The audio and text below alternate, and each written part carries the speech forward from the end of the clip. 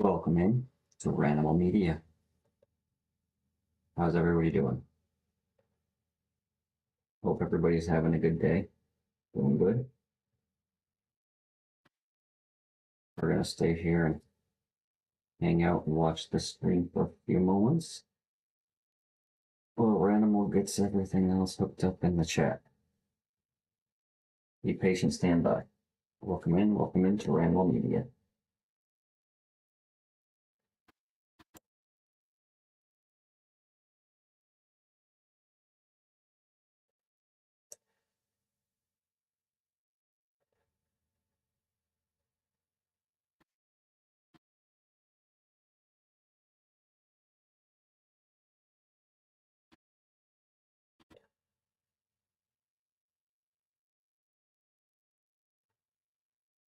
I guess there's just no sound in the background. Interesting. We're going to fix that anyway in a moment. Let me get the chat all rigged up.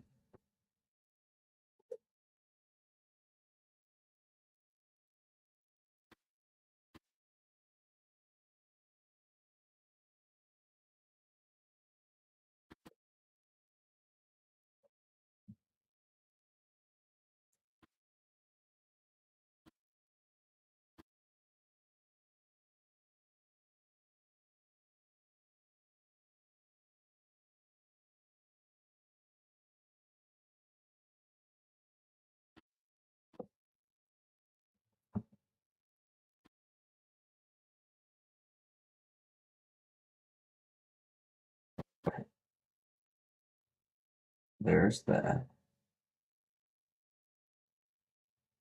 Welcome to Ranimal Media. All right, I got myself brought up in the chat.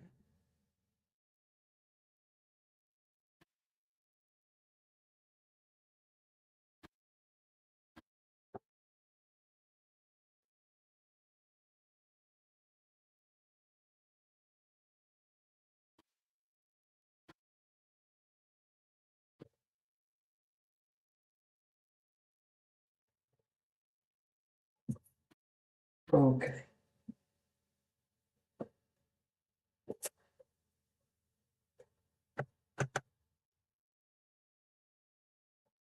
Now that I've gotten, well, what did I just,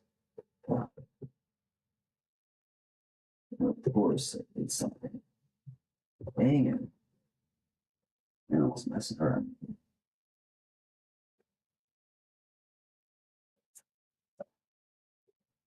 I have one of those times when you want to go live and nothing wants to work right. That's right now. Welcome to Ranimal Media. Okay. Now.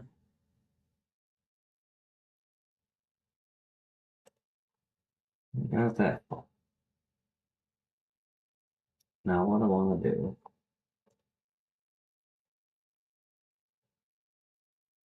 I want to grab the link to the live stream and share it out. That's next, and then we can get into the program, everybody. Welcome in to Ranimal Media.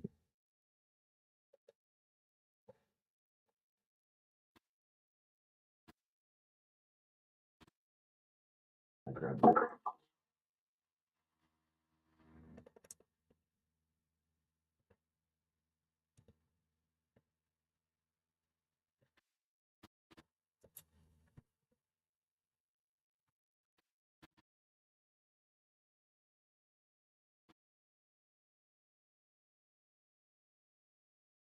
Hurrying, guys, I'm hurrying.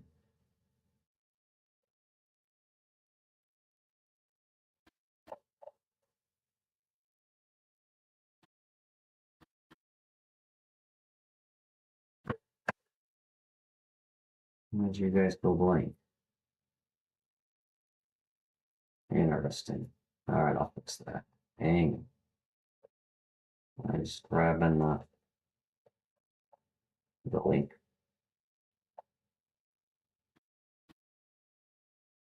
Of course, it wants to mess with me.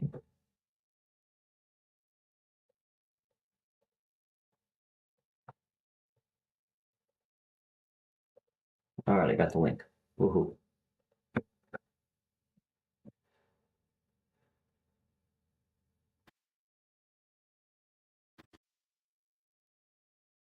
Hang on, guys, bear with me. Just posting it real quick.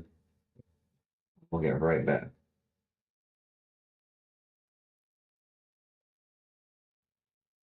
I don't know why it's blank. There, you guys should get a video back. I don't get it.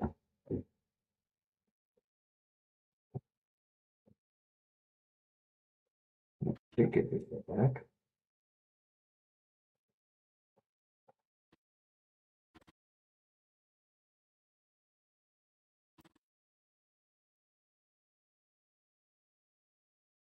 What's going on with this thing?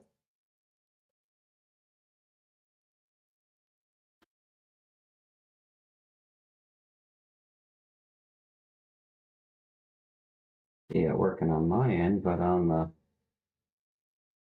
other video over here, I don't see it working. There it comes. All right. Weird. Have to get a better system.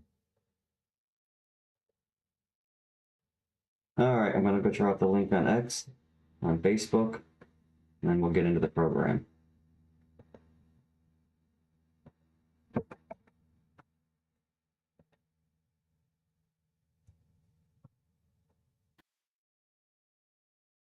All right, dropped it in X, dropped it on Facebook.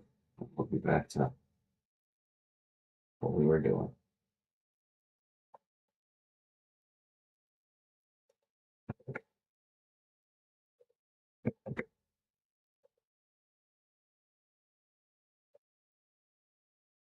All the websites want to fight me.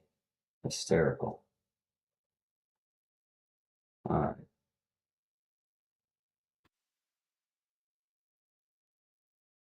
Facebook, take it. All right. It's on X and Facebook.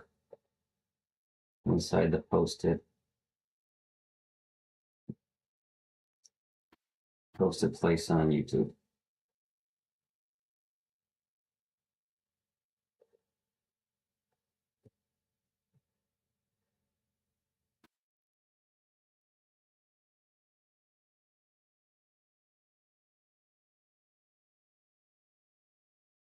Now what I was going to be doing.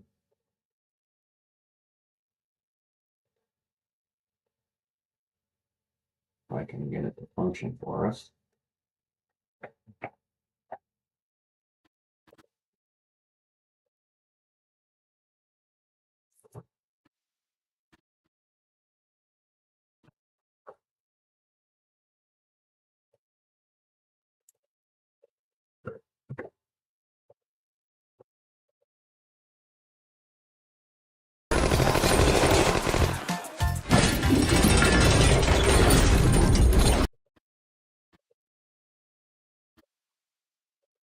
There you go. Hang on a second.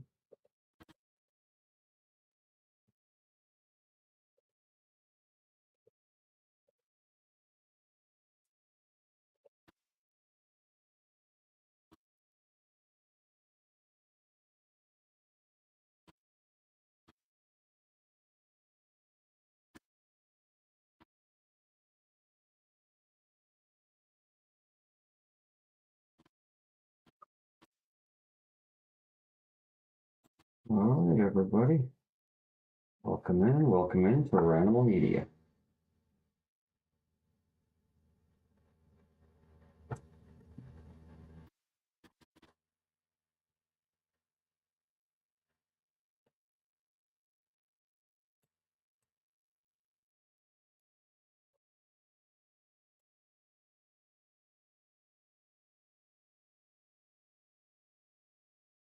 All right, guys, here we go.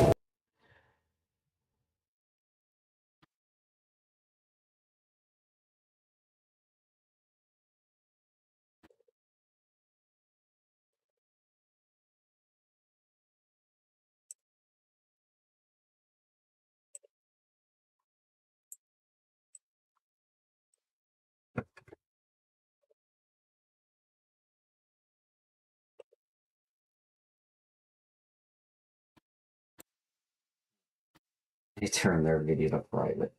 Guess we're not watching that one.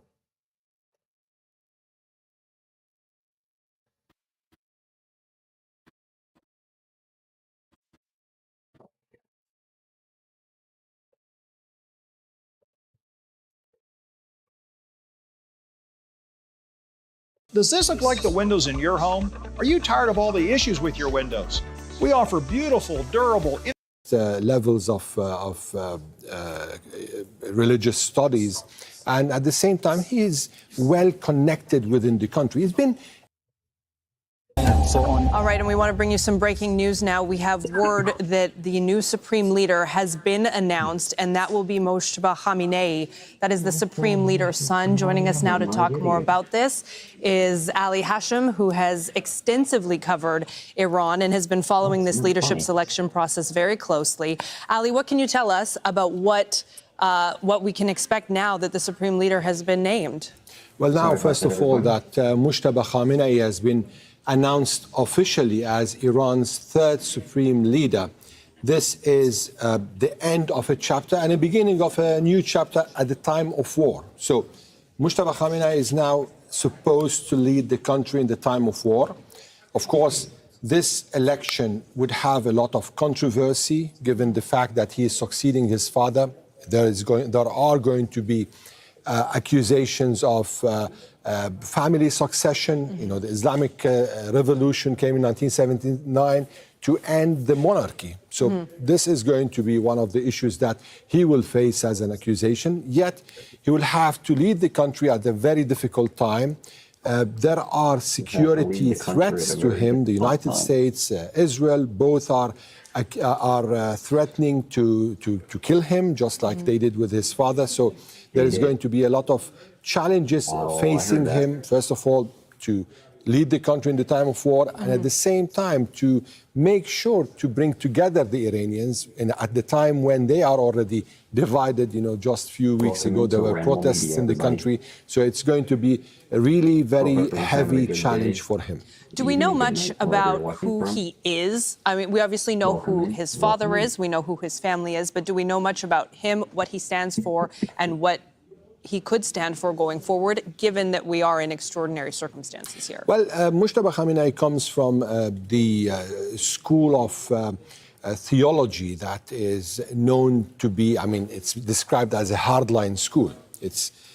He adopts the positions of his father with respect to the United States, with respect to Israel. So we are expecting a confrontational leader. We're not expecting any moderation. We're not expecting any negotiation-seeking leader. However, if this war comes to an end and he is still alive and he is able to continue running the country, there is going to be a big potential seeing him there at this position to find new routes for Iran. This is one. On the second side, he is, of course, a cleric that's been teaching the highest levels of religious studies. And at the same time, he is well connected within the country. He's been described as a shadow influencer in the country. And over here, I'm talking about political influence. Right. So he has very good connections with the IRGC, very good connections with the security body of the country. So these other branches of the country will know who they're about to be dealing with. They know him very well because he used to be his father's gatekeeper. And any coordination with other power bases or centers in the country used to be through him. So he knows very well the country. He knows very well how things are run in the country. And given the fact his connections with IRGC and the security body, this could give him a lot of leverage. Also, he has his own he's part of the deep state.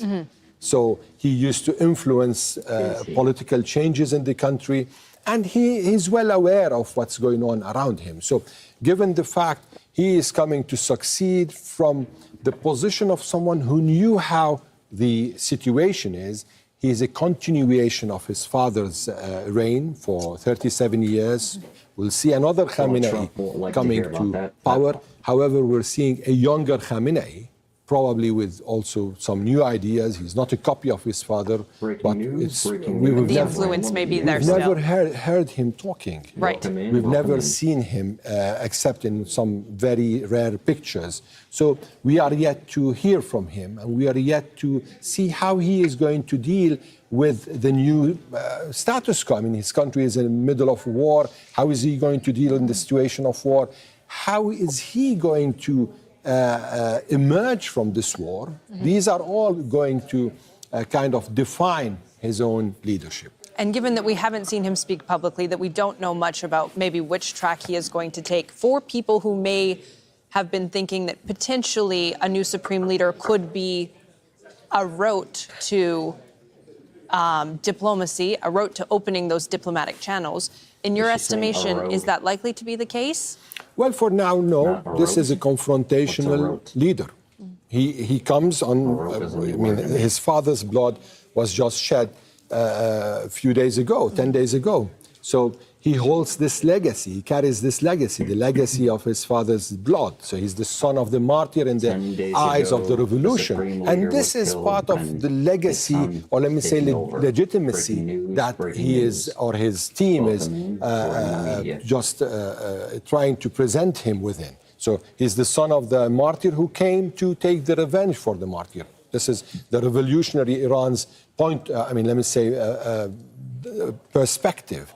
Now, how is he going to be received by others? Because inside Iran, of course, there's going to be a pushback. There's going to be those who are going to criticize this selection or this election, because some of them will believe, especially within the other parties under the Islamic Republic, they're going to see this as changing the pillars of the republic and changing the pillars of the revolution that came in 1979. There's many things to watch. I want to bring Mohammed Val back in from Tehran for us, because, Mohammed, one of the things that we've been talking about is how Israel has been saying that they will be looking out for who is named the next supreme leader, that person is in danger, that person is in their sights, and so are the people who elected this new supreme leader.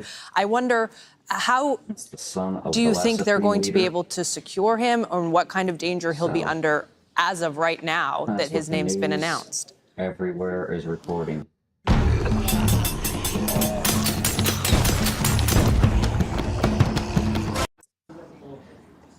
Right, that's a very big question here in Iran, and also the election of Mojtaba Khamenei is clearly an act of defiance on the part of the Iranian leadership here, because he's the man President Trump mentioned in name, saying that he's a lightweight, and he's in the position now that Israel has threatened to kill him anyways. So, I mean, it's really a precarious situation for the new supreme leader, and probably the delay in announcing his name has to do with preparations to make sure that he's safe. We don't know how that is going to be done, but we know that the Israelis just 2 nights ago sent 50 aircraft and dropped 100 bombs, according to what they said, on a location that was, they said a bunker that was to be used by the late Khamenei, but he didn't have time to go into it, and that they had information that probably some of the leaders were hiding in that bunker the night the raid took place. So the Israelis are really, serious in their threats. The Americans also are going to be unhappy, according to what we heard from President Trump. Here, the message by the Iranians is that this is an act, or decision that is an act of defiance. The Iranians are not listening to foreign recommendations or foreign control of their country. The country is independent. Iran selects its own leaders according to its own constitution. And also on the part of the new supreme leader himself, it's an act of potential sacrifice. He knows the probable consequences of his election, and he has chosen to go ahead and assume this role. We understand that as per the Iranian political traditions and constitution, the supreme leader in waiting, does not present his own candidacy for that. He does not suggest himself. So he must have been chosen by others, but he also has to consent to that. And that is the situation now. The new supreme leader has been announced. It's an act of defiance. He knows the consequences, and the country is bracing for probable assassination also, but the Iranians are defiant. And Ali Mohammed makes a very good point that, number one, there's no evidence that the American president had any hand in making this selection as he wanted to do. And two, obviously, Khamenei will know now that there is a big target on his back. But I wonder how you think people in Iran, on the streets of Tehran, will react when they hear this news. Well, they're already hearing now. So, as I told you, there is going to be a lot of controversy when it comes to this selection. There are those who are going to embrace it, given the fact that Mojtaba Khamenei is now positioned as the son of the martyr and also the father of a martyr, because his daughter was killed in the attack, his wife was killed in the attack, his sister was killed in the attack, his mother was killed in the attack, and his father also. So he comes from this family. This is easier for the system in Iran to push forward Khamenei's name, Mojtaba Khamenei's name, because he holds all this baggage with him. And given the fact this is an Islamic system, and mainly it's the Shia side of Islam that is built upon martyrdom, so this could help him a lot in proving himself at the time of war. Yet, politically, there is going to be a lot of pushback. This is going to probably have its own impact, not now, probably after the war, because now it's time of war. Everyone is caring more on how the country is going to continue. So the debate right now is going to be more at the moment of war on the continuity, rather on what happened and how this is really hitting the pillars of the revolution. And Mohammed, to you, Ali was talking about how the new supreme leader is going to be a wartime supreme leader, and he's coming out of this immediately in this system of war. But there will also be many domestic issues to contend to as well. So I wonder what are going to be the main things that he'll be dealing with within the country, not just from a period of war. Well, the primary on that list could be national consensus over him. He's a sort of unknown figure, even though he's very well known, but he's unknown in terms of his personality because he doesn't speak a lot, he doesn't attend a lot of meetings and gatherings and so on, but he is known to be one of the hardliners, and he's known to be very close to the Revolutionary Guard and to the Basij. So, I mean, for some people, particularly the reformists, they may not be happy with his election. Because they think that we are back to the square one. We have been trying to change the country to what we like, to the better, closer to liberalism and so on.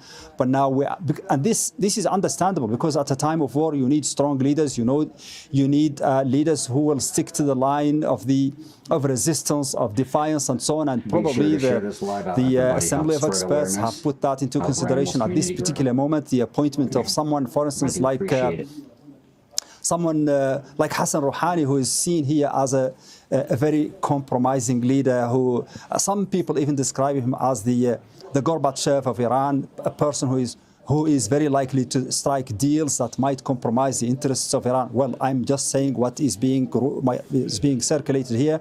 The selection of that person could be seen inside Iran and even outside Iran as an act of some kind of surrender to the will of the Americans and the Israelis at a time of war. So the Iranis don't like to be seen as showing weakness here. And the hardline approach that has led to the election of this new supreme leader is a result in the minds of many people here of what is going on, of the aggression against Iran, and Iran needs really to show toughness. And Ali, your thoughts on that?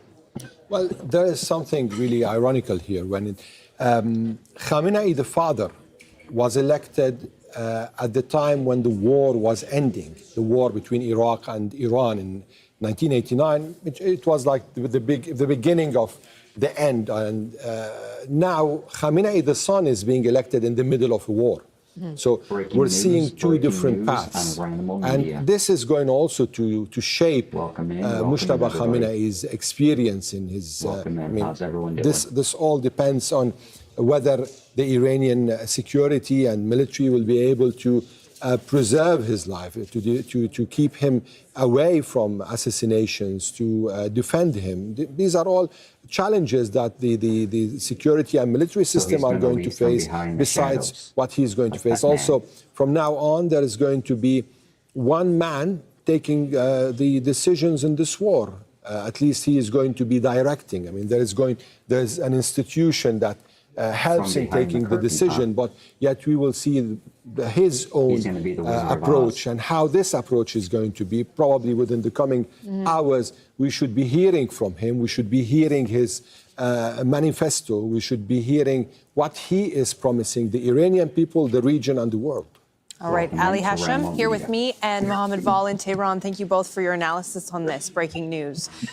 Now let's bring in some of our guests to discuss these latest developments. Mark Kimmitt is a retired American general and a former assistant secretary for political military affairs. He's in Washington, D.C., and in Boston, we have Rami Khouri, a distinguished fellow at the American University of Beirut. Thank you both for being with us. General Kimmitt, I will go to you first. How does the election of the new supreme leader change the strategy of the U.S. and Israel in this, if at all? Candidly, I don't think it changes anything except for the aggressive talk by Benjamin Netanyahu that he is going to end the theocracy inside the country, and anybody they pick as a supreme leader will be eliminated. But in many ways, this adds a little stability to the situation. And if you're like me, where I believe this war will end at the negotiating table, this is a movement towards stability. Rami, I want to bring you in on this because I'd like to get your thoughts as well. Just right off the top on this breaking news of Iran's new supreme leader, Mojtaba Khamenei, the son of the former supreme leader, being named. What are your initial thoughts when you hear that name? Well, Riley, I think this kind of confirms what General Kimmitt said, and this is a continuation of what Iran has had since 1979. This is the Wilayat al-Faqih, the ruling system, with clerical rule under a supreme leader, with the addition of the IRGC, the Republican Guard, the National Republican Guard, Revolutionary Guards. And these are institutions that are very well established, and the guards are the most important institution in the whole country, probably, with the clerics. But they control business, they control guns, they control management of the system in many ways, and they're massive. And they control hundreds of thousands of people that they can bring to the streets. So I think this is a sign of continuity. Whether it ends up pushing for a negotiated resolution of ending the war, what will happen after that will be seen, because it'll be totally different circumstances. How much the Iranian people suffer, how much people keep threatening it. So these are unknown factors. But for the moment, I think this is kind of an act of defiance as well, telling the Americans and the Israelis, you wanted to get rid of our system? Well, in your face, here's a more radical person than the guy who was his father who was assassinated. And so this is a sign of continuity, and we'll see what that brings. And General Kimmitt, this supreme leader is coming in at a time when we're seeing attacks escalating to different civilian targets, things like oil depots, oil storage facilities. How is this advancing the escalation of the war? Well, first of all, I wouldn't consider infrastructure targets to be civilian targets. They're part of the economy. They're not civilians. But again, I think if you look at it from the Israeli side... But sorry, just to ask you on that. So what is a civilian target then? Is it just civilians? Primarily, yes. Civilian military facilities, just generally human beings, as opposed to structures.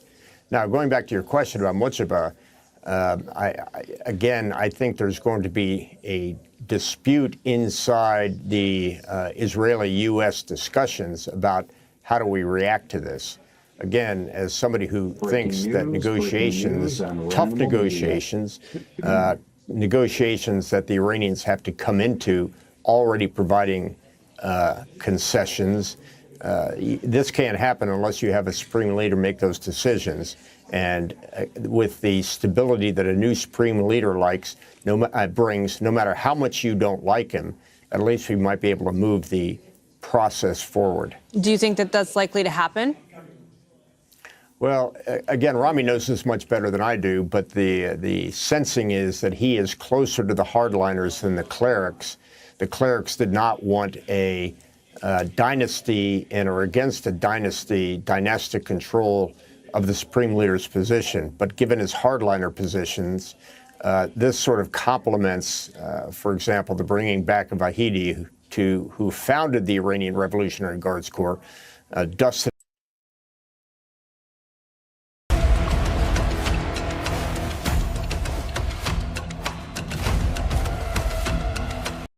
That Iranian state TV is reporting that Iran's Assembly of Experts have appointed now Ayatollah Khamenei's son, Mojtaba Khamenei, as their new leader. These are pictures right now, in Iran. President Trump suggested that this specific person wouldn't be acceptable. And I think even Israel has reported today that they're going to go after whoever the next person is. So what does this mean for the operation? If I don't know that killing the Ayatollah was top of the list for the United States objectives as the ones they've pointed out as recently as today. But does this mean he's going to be target number one as we continue operations? Well, I don't want to get in front of the president and our great national security apparatus and making the right determinations there. The president, I think, is correct in saying, look, we're going to have to sort of sign off on whether you're putting somebody in place and in power who is going to have the interest of stability, the interest of the people of Iran, the interest of the region, or whether you're just putting somebody else in place, carrying out their theocratic intentions to eradicate Israel and to go after, quote, the great Satan. So we need to make sure they've got people in charge of their country who are no longer trying to destabilize the world, fund Hamas, fund Hezbollah. So I back the president on that, but I think he is correct to be trying to do that through force, through diplomacy, take out their conventional weapons, take out their nuclear capability. I agree. Take out, I think you said Senator Kennedy was talking about taking out some of their Navy. Agree with that. And I'm glad we've taken out a lot of their bad guys. But they can't install another crazy person, or we're going to be dealing with Iran for decades to come. So keep applying the pressure, but I do not want to be building soccer fields in Tehran like we were in Baghdad, 15 years ago. And I'm sure you agree with that. I don't want to be in that exercise again. No. I think we've learned from that exercise, no question, Congressman. It's Joe Concha. How do you define, Congressman, unconditional surrender, and can that be achieved without ground troops? 4 a.m. Eastern Standard Time. Well, I think that is a difficult question, right? I mean, again, the president went in and made the determination it was in our national security interest. The president defined the result here is when they cry uncle, right? I mean, that was very, Trump speak for, hey, you're gonna basically do what we're telling you to do. So we'll know that when we see it. But I think it's when we know for sure that we've dismantled their nuclear capability, we've weakened their ability for striking Israel, advancing their ability to get to strike us. I think when we have some degree of a regime there that is able to be put in place that is not the continuation of what we've been dealing with since 1979. Now, again, can you do that without boots on the ground? That is my strong preference. I'm like you. I'm not looking for us to have boots on the ground. Now, do you need to have some strategic people on the ground for some period of time to try to make sure we've got a regime in place that is going to be in our interest? I'm all ears and listening to the president, but I know this. If they come to us with a supplemental funding bill, which seems potentially likely, I'm going to be asking those questions. How long is this going to take? Are boots going to be on the ground? I do not want to be into the nation-building exercise again, but I'm with you to make sure that we're taking out their capabilities and make sure that whoever is installed is not going to continue their radical agenda. Congressman Chip Roy, you share a lot of our concerns, and we really appreciate you being here tonight to discuss all of those things, including what's going on right here in New York City. We really appreciate it. Thanks so much. My pleasure. God bless you guys. God bless you, Congressman. All right, Joey, I guess we'll go to Iran and then we'll go back to New York City. So with this announcement that we've got this new supreme leader, and we were seeing the footage as we're seeing now in Iran. That gives me a little bit of a cause for pause, because this doesn't look good. This doesn't look like a regime change that was effective. But of course, it's early. We don't know what's going to happen. But what's your take on this and the scenes that we're seeing? To quote Secretary of War Pete Hegseth, we're not trying to do a regime change, but the regime sure changed. And I think that's the important distinction. I know he's almost made fun of that for saying that, but that's exactly what's happening here. The goals as outlined by the administration, as reiterated by Senator Kennedy today, are clear. Destroy their Navy, and I need to look up, make sure I have the four, but it's 4 strategic goals: destroy their Navy, destroy their nuclear program, their drone program, and their missile capabilities, so that whatever happens inside the country of Iran can't be an attack for countries outside of Iran. That's the goal. And we can do that goal, for the most part, from the air. I think when we talk about surgical, very well-trained surgical insertions in the borders of Iran, it's probably in specific areas for a short amount of time to go in and grab something we need, someone we need, get eyes on something. And I don't know that that's even really going to be necessary. It's also important that Americans keep pressure on this administration to be upfront and forthright with us. There's operational security, and there's also the politics. Both are incredibly important. There's 7 families right now who will never see their hero again, who did not know 2 weeks ago that they would be in this type of danger because of an offensive operation that we committed to. So it's up to the administration to tell those 7 family members and the tens of thousands of others why this is a righteous and worthwhile endeavor, why their lives made the world safer. Now, I believe I understand that, but if there's any questions or consternation, those are completely fair. When we talk about boots or troops on the ground, as a guy who, my boots are the ground over there now, I don't mind being called a boot, but some people get their feelings hurt, I guess. If we talk about boots on the ground, what we're really talking about, which we addressed in the A block of this show, is this creeped mission. Oh, we've done this, now let's go ahead and do a surge so we can make sure the regime changes. That's the reason why I don't like to harp on the regime change, and I don't like to justify what we're doing based on how the Iranian regime has treated its people, because that's a them problem. I hate to say that. It's not that I don't have empathy, but when it comes to our men and women dying, that's a them problem. They're going to have to figure out. If there's an Iranian regime that's just as brutal to their people, but is completely neutered in their ability to affect the rest of the world, then I'm going to pray that maybe the CIA sends some guns here and there and gives them a chance one day. I guess my question, too, and I'd ask this to you, Joe, is does this new appointment of a new leader, does it matter? Is this a figurehead with soon, no force behind him? Or is this somebody who, once again, is going to try to rebuild what he can and rebuild the infrastructure to make nuclear weapons? Are we headed down the path 2.0? Or is this just simply symbolic for the regime? Mojtaba Khamenei, who we see here on our screen, is largely symbolic, because you talk about force.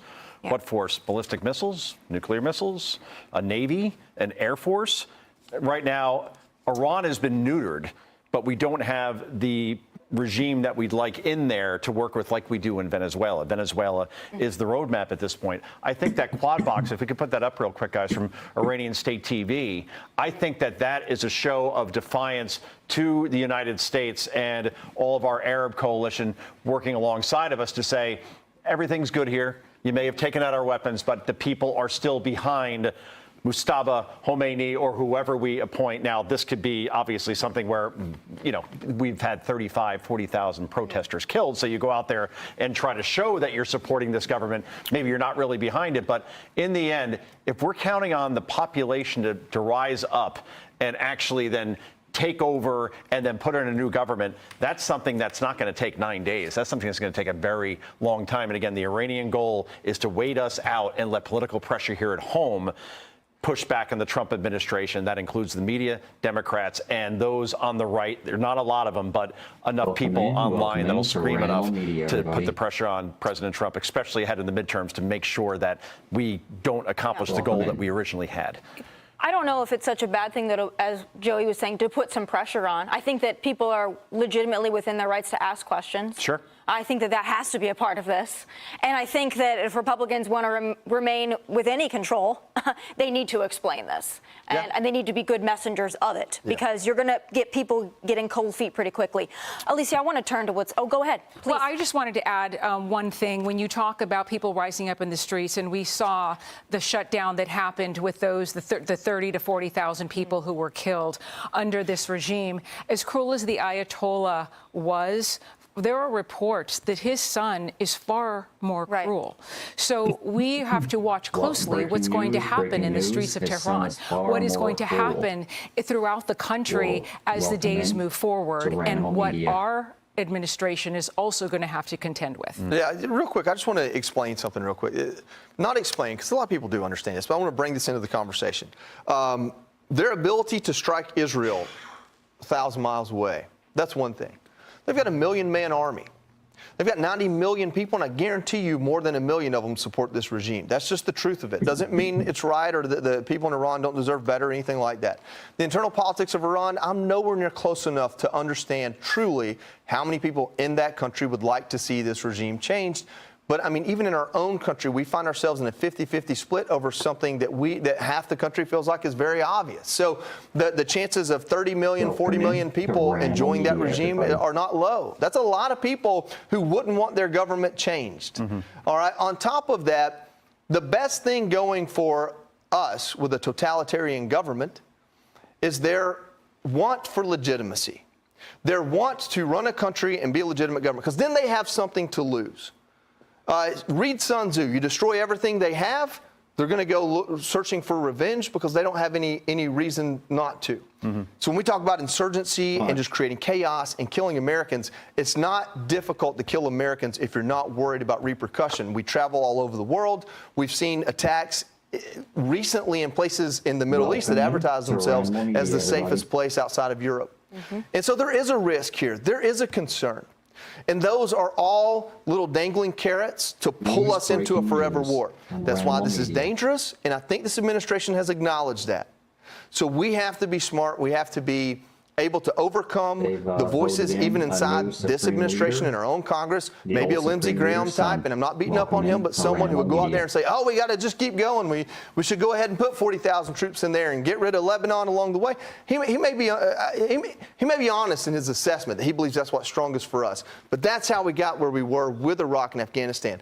We can't view Iran as never going to be a threat again because we took some of their missiles and their nuclear program away. We just have to gauge that threat on how much it matters to us and how we react to it. And we can't react to it with 200,000 troops in the Middle East sitting ducks waiting to get blown up because Trump won't be president forever. And the next one might want to play the same kind of ball Obama did, which says, I'd rather our guys die and not have an international incident than to remove some of these rules of engagement and go get it done. Do you think, and I'm sorry to jump here real quick, that if we take out the son of the killed Ayatollah Khamenei, Mojtaba, that solves anything? Or is there just somebody else that's always going to be in line like we saw with Al-Qaeda? I don't think it solves anything as far as the leadership of that country goes. I think it continues to put the signal out there. Because, I mean, there's a reason why, even if President Trump is fully committed to not sending ground troops, the reason why he won't just answer that question is Iran doesn't need to hear that. Yeah, that gives them information they don't need. So if the belief is no matter who they put up there, they're going to get killed until it's someone who will work with us, now you're playing some psychological warfare. I just wonder who that person is who's going to work with us, right? Well, it remains to be seen. Someone not dead, I guess. Yeah, well put. All right. Hey, Sean Hannity here. Hey, click here to subscribe to Fox News YouTube page and catch our hottest interviews and most compelling analysis. Terra is the IT painkiller. Remote monitoring and management, remote access, help desk and ticketing. Iran naming its new supreme leader, Mojtaba Khamenei. He's the son of the late supreme leader, Ayatollah Ali Khamenei. I want to bring in CNN's Jeremy Diamond, who is standing by in Tel Aviv as we get this breaking news. Jeremy, what are you hearing from your sources? Yeah, Jessica, this is just in from Iran's Assembly of Experts. This is the body of senior Iranian clerics responsible for electing the next supreme leader. And they have now chosen, just over a week after the assassination of the Ayatollah Ali Khamenei, they have chosen his son, Mojtaba Khamenei, as his successor. He is a 56-year-old who is known for having close ties to the Iranian Revolutionary Guard Corps. And he will, in large part, his selection here will in large part be viewed as a continuation of his father's rule and quite a hardline kind of stance for this Iranian body of experts to be choosing as the next supreme leader of Iran. The two other candidates who had been in the running to potentially be named as the next supreme leader were viewed as the more moderate candidates. And so clearly these senior Iranian clerics choosing to kind of continue the legacy of the Ayatollah Khamenei, who ruled for decades in Iran, by choosing another Khamenei, Mojtaba Khamenei. Interestingly, he was also apparently among the individuals who were targeted in those opening Israeli strikes last Saturday, which saw the killing of the former supreme leader as well as dozens of other senior Iranian officials. Mojtaba Khamenei was wounded in that strike, according to reports. His wife was also killed in that very same strike. So now we see the direction that Iran is heading in the wake of the assassination of the longtime supreme leader. It's also important to note that this is someone who President Trump has said would be unacceptable to him in terms of leading Iran in the future. The president had said in an interview with Axios a few days ago that Mojtaba Khamenei was a, quote, lightweight, and that choosing him was unacceptable, that this would be viewed as something that would kind of continue the direction of Iran. President Trump, of course, has said that he would like to have a say in the future direction of Iran, kind of likening this to the same scenario that just happened in Venezuela. But we are watching as this, very heavily ingrained system in Iran that has ruled the country for decades is remaining in power and electing another Khamenei as its next leader.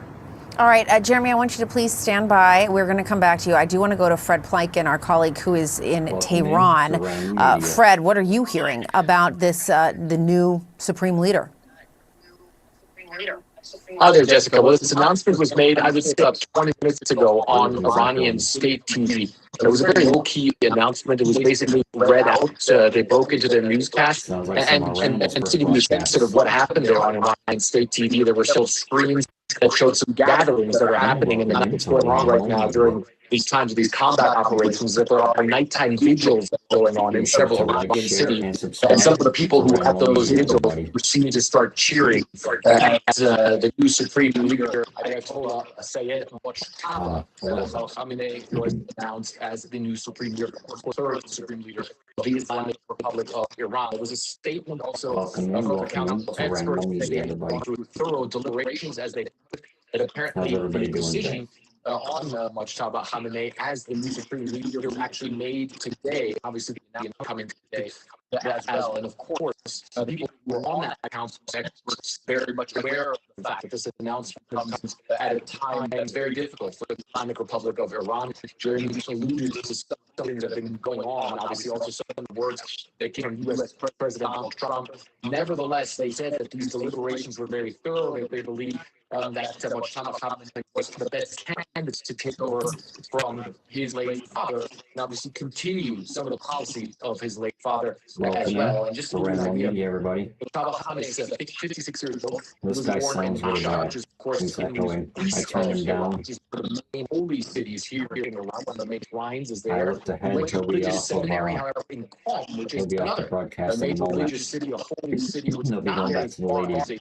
from here in Tehran. Hopefully the next time religious they fix his audio. credentials for this position is also, if it were to be categorized, definitely more in the camp of the hardliners. He has good connections to the Islamic Revolutionary Guard Corps. So clearly, what the Council of Experts has done is opted for a continuation of the policies, the ideology, of course, also of his father, Ayatollah Ali Khamenei, who, of course, was killed a couple of days ago in an airstrike here in Tehran. So if anything, it is going to be continuity where everything that is going to lead as this armed conflict continues and as that standoff, of course, with the U.S. and the Trump administration continues. Ranimal Media. Okay, Fred Blanken live from Tehran. Fred, thank you so much for that reporting. I believe we also have Clarissa Ward standing by in Erbil, Iraq. Clarissa, obviously, the question now is what might the new Ayatollah mean for Iran's actions moving forward? Obviously, they have been striking where you are in Erbil and been trying to strike U.S. air bases as well. What more can you tell us? They put a commercial up. Plenty of them. Well, Jessica, I think this comes as a surprise to nobody. It has been speculated now for a few days that Mojtaba Khamenei would indeed be announced as the new supreme leader. The real question here is, what will be the response of President Donald Trump? What will be the response of Prime Minister Benjamin Netanyahu? The Israelis have previously made it clear that he would not be a palatable choice for them, because he is absolutely a sign of the continuation of the old guard, of the hardliners. He has a close relationship with the IRGC, a close relationship with the besieged paramilitary voluntary force. He was sanctioned by the U.S. in 2019. And I think something else that's very striking, just talking to some Iranian sources and contacts in the diaspora, is that many Iranians have barely ever heard this man speak. This is somebody who has largely been in the shadows, even though he was known to be powerful and wielding a lot of influence in the background. He is not what you might say a familiar face on Iranian televisions or a familiar voice. So it's going to be very interesting to see what the response is from the U.S. and Israel, and what kind of comments we may hear from him, and what that portends for the direction that this conflict is taking. Certainly, a lot of people will not be feeling overly optimistic about this, depending on which side of this war they sit on. Here in the region, there is just a desperate desire, Jessica, for everybody to try to find some kind of a diplomatic off-ramp. We have seen a steady stream of attacks across the entire Gulf, here in Iraq, where there are now real tensions between the Kurdish leaders, between the government in Baghdad. We heard the Iranian president just yesterday saying, you know what, we apologize for these attacks and they're not going to happen anymore. And within moments, we saw a drone hit the Dubai airport. And those attacks have continued in today. A big strike in Kuwait, hitting a ministry, a 22-floor building engulfed in flames. Fortunately, no one died. In Bahrain, a desalination plant was hit. And it's clear that people in the region and leaders in the region are getting increasingly frustrated and running out of road in terms of holding this position of trying to be patient, to not allow things to escalate. We heard the leader of the United Arab Emirates yesterday, in very rare comments, really issuing a stern rebuke, calling Iran the enemy. That's not language that we have heard before, and also saying that that the Iranian government should not confuse the restraint and the patience at this stage of the United Arab Emirates for weakness. So I think for many, this will be seen potentially as an ominous sign that this conflict is going to continue to escalate, Jessica. Yeah, and Iran had hoped that in striking some of those goal states that perhaps they would then turn around and put pressure on the U.S. and Israel.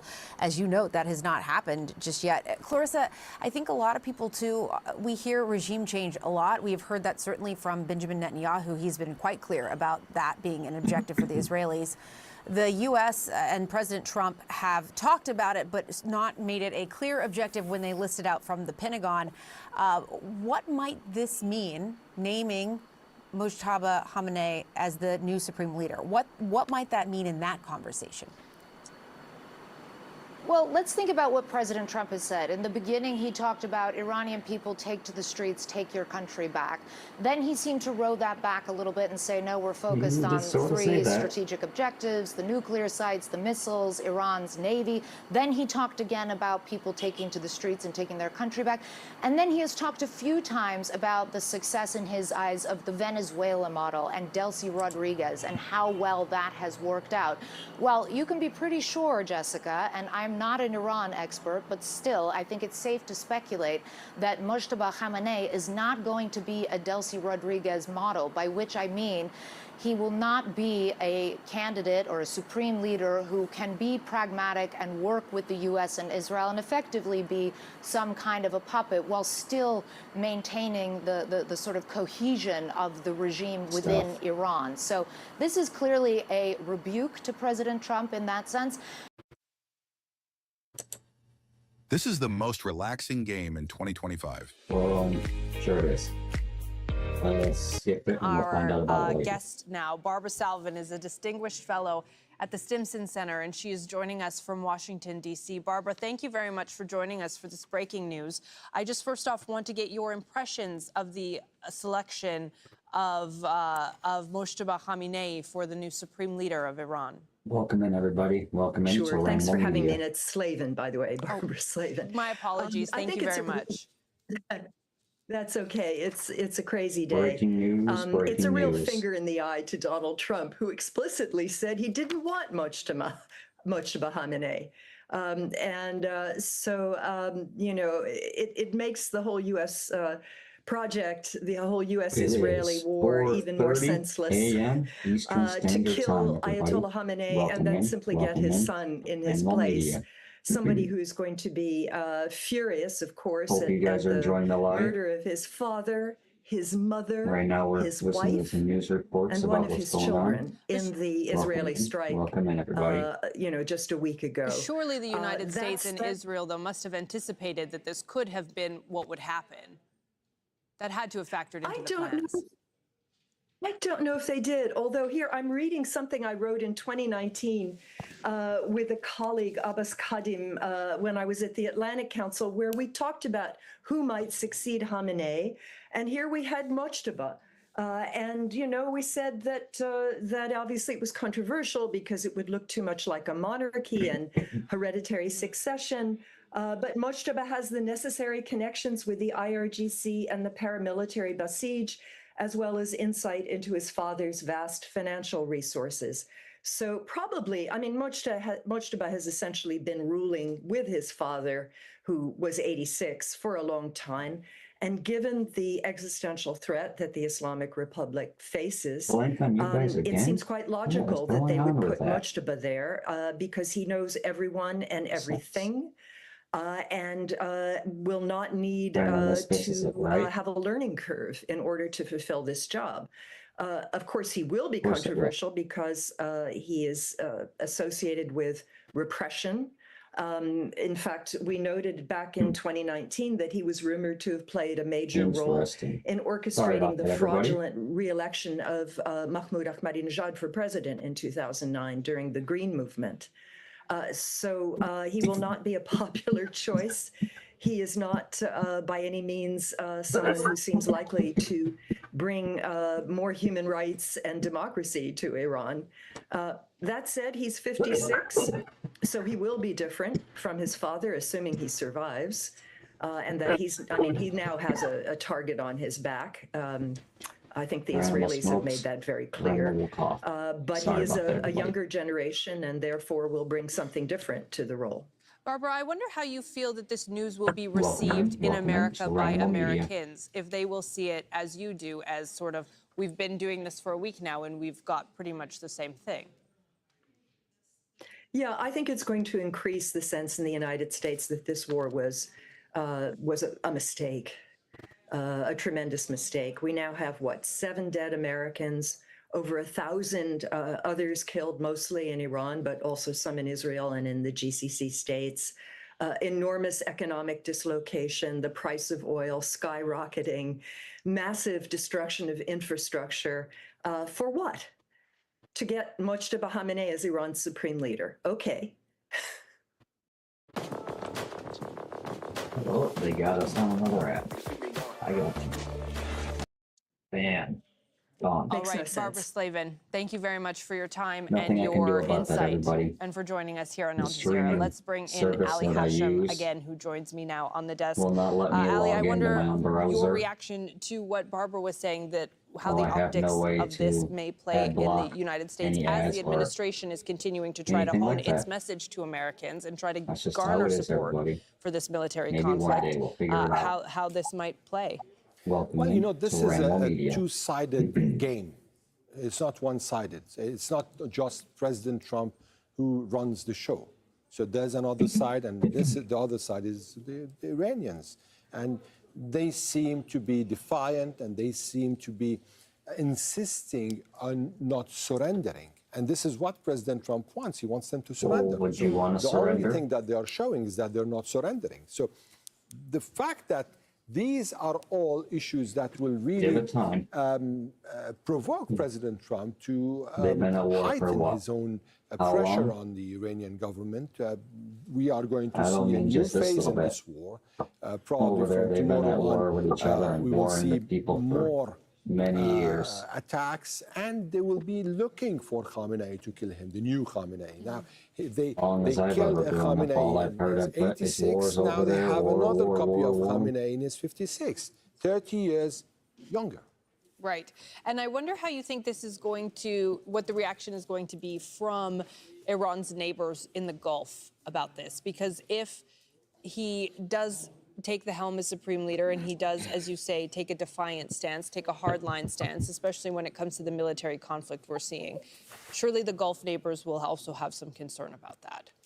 Well, absolutely. The Gulf neighbors already have concerns. What's been happening now, regardless of them not announcing that they are in a situation of war with Iran, but it's a de facto war Welcome situation. into the chat, everybody. Whereas they are Welcome being into Ranimal hit Media. by Iranian Hope drones you're all and doing missiles good today. on Having a daily good day. basis. The Iranians say that they are launching welcome rockets into and Ranimal drones Media. towards American interests, but these rockets and drones are hitting the lands of these countries. So they're already in a situation of hostility with Iran.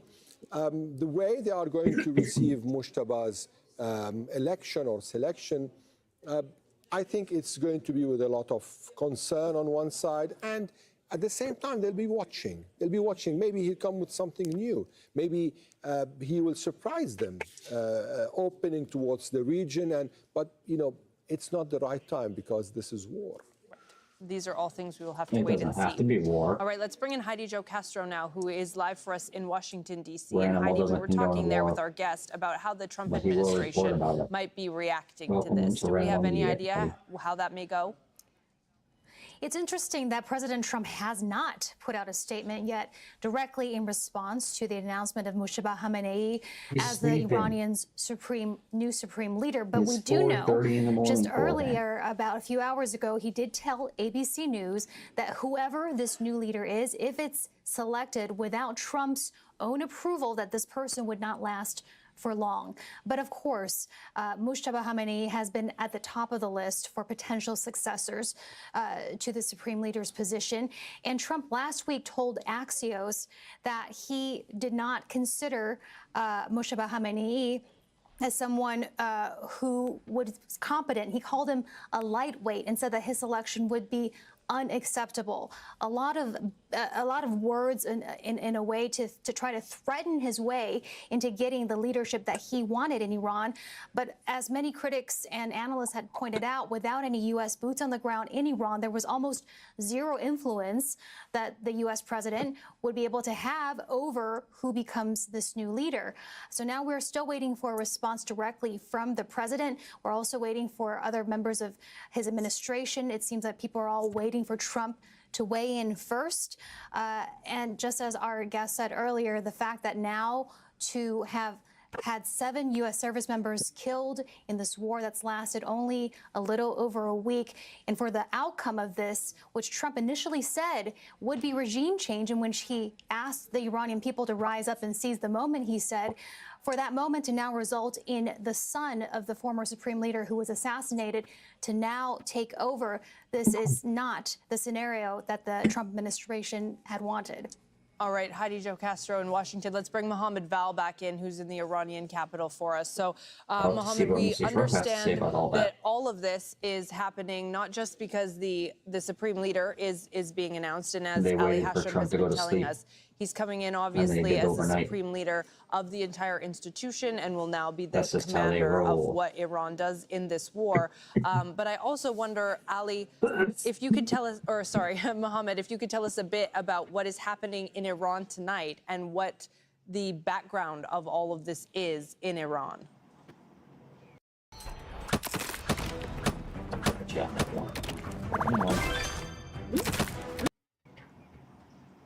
Yeah, really what's happening now is more messages of support for the election of the new supreme leader. We have heard already from the Iranian Revolutionary Guard Corps, and now we have heard just a while ago from the armed forces. And that means the armed forces with its several components, including the Basij. Those are the paramilitary, hundreds of thousands of people. The armed forces has announced its support to the election of Mojtaba Khamenei as the new supreme leader of the country. That's very crucial. We have also the Supreme National Security Council led by Ali Larijani. Ali Larijani on the phone talked to the media here, the Iranian national media, about his support and the support of his council for this appointment. So again, this is what matters for Iranians tonight, for the revolutionary structures to be back on track. Just as intact as they were before the beginning of this war and the assassination of the late supreme leader. I am sure that this is a very negative message for the Americans and the Israelis, something they didn't want maybe to hear, because they were betting, according to Iranians here, Americans and Israelis were betting on the disintegration of Iran politically, of the revolutionary structures, immediately because of the assassination of the late supreme leader. So that's not what's happening. Iranians are putting their act together again and announcing a supreme leader. And remember, the supreme leader is the guarantor of national unity. He's the head of the armed forces. He's the head of the political structures and so on. And he's the man who can make people who are divergent in views, who can talk to each of them and listen, and they listen to him, because that's the Shia ideology. One man is the central figure in the country, and everybody is listening to him. He has the religious, the spiritual authority, and also the political clout, the political prerogative as per the constitution to unite the country. And this is what Iranians have been waiting for, regardless of what the opposition is thinking about. As I told you before, the Iranians in the opposition side, they are not expected to be loud right now and to talk about this. Maybe they will not show support, but they will not go into the streets to oppose this, because this is not the time for it. Iran is under bombardment and attacks and so on. Everybody is concerned for their security, and also there is that feeling that among Iranians, but that this is the time of a feeling of nationalism, that the enemy is on the gates and the country is under the risk of being invaded, dissected, divided, probably civil war and so on. So this is a very dangerous moment here in Iran, and you can hear right now, expected to hear only the voices of those who support this election. Welcome in to Ranimal Media, everybody. We already know, and we've talked about the fact that Israel and the United States have said that whoever is the new supreme leader will be in their crosshairs, and they do plan on another assassination. I wonder, will people in Iran be waiting to hear from the American president? Will they also find it interesting that there has not been a comment made yet? American president. Well, Iranians might be waiting for any announcement for the Americans and Israelis, but they are expecting, they already know what the Americans and Israelis are going to say, because they have already said it. But I don't think the Iranians, or at least when I talk to Iranians, they're not much concerned about what the Americans are saying. And that's why the Iranians have taken their own decision to elect a leader who is not pleasing to the Americans and the Israelis. It's, as we said, it's again, it's an act of defiance. The Iranians are sending a message to the world that this is a sovereign nation that chooses its own leaders according to its own constitution and not according to dictats coming from others. Even if the others are powerful nations, empires that are ruling the world and so on, Iran is just in the same manner they are defying militarily and striking back against the most powerful superpower in the world, are also politically making the same thing and taking decisions that please them, not please their enemy. Let's go to Rory Challenge now, who joins us live from Iran. And Rory, I wonder, we already know that Israel was planning on, as they say, assassinating or taking out the successor of the supreme leader. Have we heard anything from them so far now that the successor has been named? Well, of course, this news is going to be being analysed right now in Israel very closely indeed. I think what we're going to get is basically two linked but slightly separate approaches. The first is what Israel is going to be saying in public, and that is essentially that this doesn't really change anything at all, that the new leader of Iran is going to be a target just like the old leader of Iran was, and that he is going to be hunted. They are going to be looking for any opportunity that they can get to strike. They'll be analysing their comms, their information, their SIGINTs, all of these things that allow them to go after the previous supreme leader, Mojtaba Khamenei's father. They're going to be doing exactly the same for this new guy, and I think they're going to be pretty candid about that. They've telegraphed that already. Essentially, for the Israelis, they have a position that it doesn't matter about the personality, it doesn't matter about the man at the top. It's the system that they feel is an enemy of Israel, and that they will continue their policies against Iran as long as the Iranian leadership continues its policies against Israel. But beyond that, I think they'll be interested about who this new guy is and what his appointment as the supreme leader says about the status, about the stability of the regime. They'll be interested that he is the son of the former supreme leader, and that they'll be asking questions at the moment. What does this say? Does this mean that this is now moving into a dynasty? Does that suggest that the Islamic Revolution is betraying its kind of original tenets, that this was not a system that handed power from father to son? And if it is becoming that, does that mean that the system is decaying? Of course, since this war started last week, you know, the Iranian system, the Iranian regime is now in full-on survival mode. It is fighting with every sinew for its durability. And if it is now moving into a dynastic situation, is that a suggestion that the cracks are starting to widen within the regime? That is the kind of thing that the Israelis are going to be looking at now. Of course, we don't have answers to those questions at the moment. The Israelis don't have answers to those questions at the moment, but they're certainly going to be asking them. All right, Rory Challenge live for us in Amman. Rory, thank you very much. Now let's bring in Abbas Eslani, who is a senior research fellow at the Center for Middle East Strategic Studies. He is joining us from Tehran. Abbas, thank you very much for joining us. I wonder, first of all, what your reaction is to the appointment of the new supreme leader. We have got to the point where literally anybody can build a fully working app without knowing how to code. This is base 40.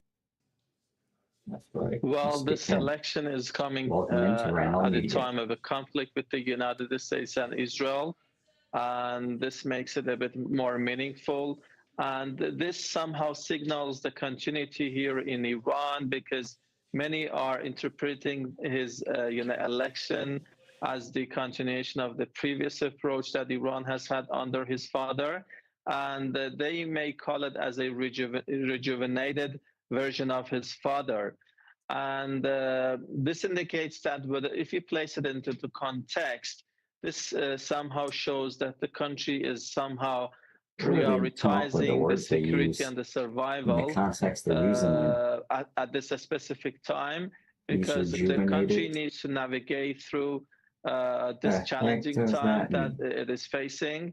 There was a vacuum created as a result of the loss of the leader, his father, that needed to be filled.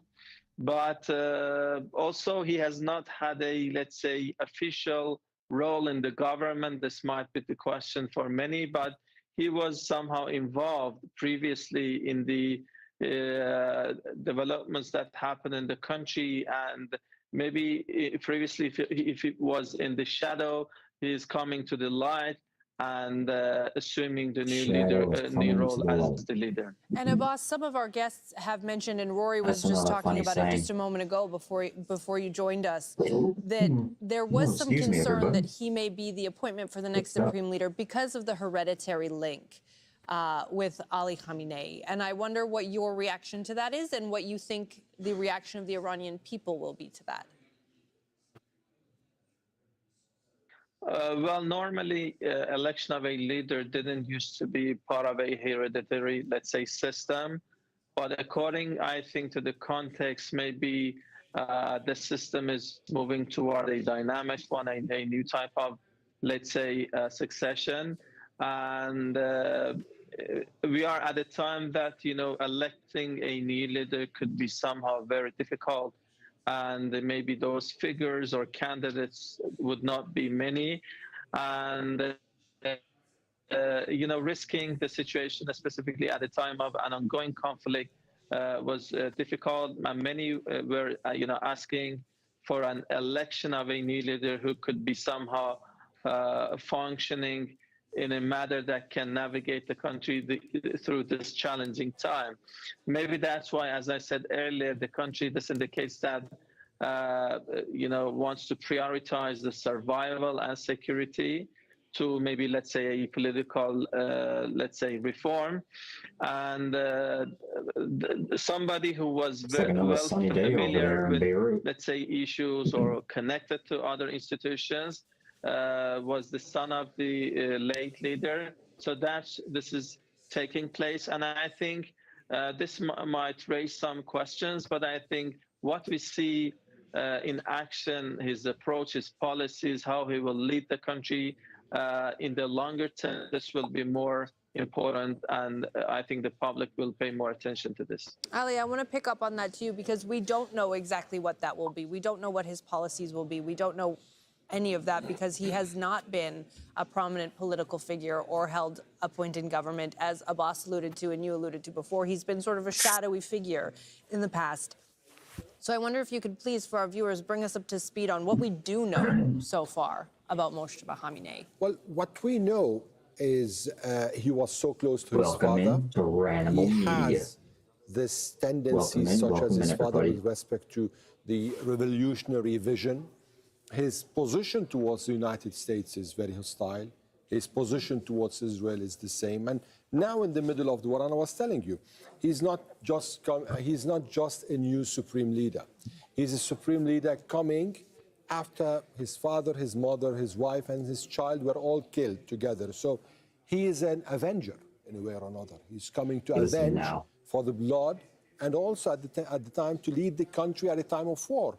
So what do you guys all think it's not about really this? expected Let me know to in the see, comments. except someone who is confronting. So he's a confronting leader and not a moderate leader, not a leader coming to open windows for diplomacy, at least for the moment. Yet, if this war comes to an end and Mojtaba Khamenei is still alive, and there is a window for, let me say, a settlement, Mojtaba Khamenei is well positioned to be able to take big decisions then and to bring Iran down the ladder in a way or another. In a way, no one will come and say that this is a traitor or this is giving up on our rights and dignity, because he was in the middle of this. He already have the baggage on his back, and he will be able to call the shots easily because he is in the right position for that. Symbolically, it's a very What do you mean a he's very in the big right choice. position Abbas, to I call wonder the to you, shots? for people who were wondering if an appointment of a new supreme leader do would you come up provide a with this diplomatic idea? off-ramp here, or any even just maybe not even a full off-ramp, but just a way to crack open the door a little bit. Easy Is words, this the man everybody, to do crazy it in stuff. your estimation? This 16 terabytes portable solid-state drive, which costs over $1,000 on Amazon, is now available for the price of a tub of chocolate. Oh, it's not. I think for the country The that heck was was that? I tried to a sell you very guys. significant issue to have somebody in this role who was well aware of the security, political, and lots of the aspects that Crazy is related stuff. to a leadership role. And from this perspective, he is the most well-suited person to assume the job. And, you know, this seems to be somehow, as Ali said earlier, is somehow continuity, and he is supposed to be the younger version of his father. And many who have been even critical of the current system or the economic hardship that exists in the country thought that the late leader was the one who could unite and, function as a focal point for different factions to unite. So this unity within this context, within, against the backdrop of ongoing conflict is very important. So from this perspective, I think as he is the continuation of his father, it could be very important. And the others compared to Mojtaba Khamenei, maybe they didn't, enjoy that much position. As I said earlier, he was in the shadow, meaning that he was involved in many those issues in the past. So he knows how the situation exactly is, so he could be a better person to decide when it comes to very important issues like security related to war or, and make decisions to challenge this, difficult time. But Abbas, I also want to ask you about the security concerns that he will and the council will have for himself as this goes on, because we know that Israel and the U.S. have said that whoever is elected as the new supreme leader will be a target. What sort of action will be taken to try to mitigate that risk against a new supreme leader? Do you know? Well, this is not a surprise that the U.S. and Israel were willing to assassinate the new leader as well. They have made that threat public. But I think in terms of security protocols, there will be some measures in order to make sure that he will be in a safe and secure place. But this danger existed, but I think leaving that vacuum in place would be more dangerous for the country at a time of this aggression against Iran, because the country needed that leader in order to unite different factions and maybe to stop the internal and domestic competition between different factions to elect a new leader. They now need to be focused on an external enemy.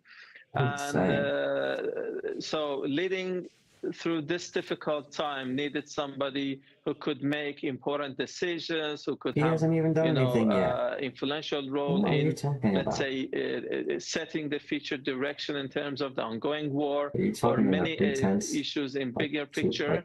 So that's why, despite the threat of assassination, it was more important for the country to have the new leader in place. And so the danger of not having any leader could even be more than assassination danger. And Ali, to you, this may be also of concern to the United States and Israel, not just because, Donald Trump had mentioned that he wanted to have a hand in choosing the next supreme leader, and he didn't seem very excited about the prospect of Mojtaba Khamenei, but also because part of the goal of this military campaign was to sort of dismantle this regime enough to give rise to a portion of the Iranian people who wanted to take over their government. So symbolically, seeing this sort of function the way it was actually intended must not be what they were hoping for in this moment. Well, there is a misunderstanding when it comes to how President Trump is seeing Iran. Iran is a 3,000 years old country. It's not a banana state. It's a country with a system and this system is deep and entrenched, and it's a revolutionary system that's already being raising the slogan "Death to America" for years. So I don't know how President Trump was expecting that this same revolutionary system is going to surrender and accept that he can have a say in the choice of its own leader. So I think there are a lot of misconceptions and maybe sometimes a lot of it's a superficial, let me say, analysis of the situation. Iran has been in this situation for years, and it's always been in the situation of challenging the United States. It's been one of the main, let me say, objectives of the Islamic Republic in this region was to make the United States' life in this region very bad. So how is he expecting that they are going to surrender in order for him to win this war? I think that was the main issue and the main problem in the way he saw the picture. Now, the possibility of him killing Mojtaba just as he killed Ali Khamenei and killing even the one who might come after Mojtaba. All non-emergency diplomats to leave Saudi Arabia. CENTCOM announced a 7th American combat fatality and a service member who, as yet unnamed, who had been wounded in Saudi Arabia. And Iran revealed a new supreme leader, the son of the old supreme leader. It is a very busy night in the war. Senior Jeremy Diamond, as we said, is in Tel Aviv. Julia Benbrook is in Doral, Florida, where President Trump is this weekend. So, Jeremy, when we spoke earlier, you had moved inside to a shelter. What's the situation there now?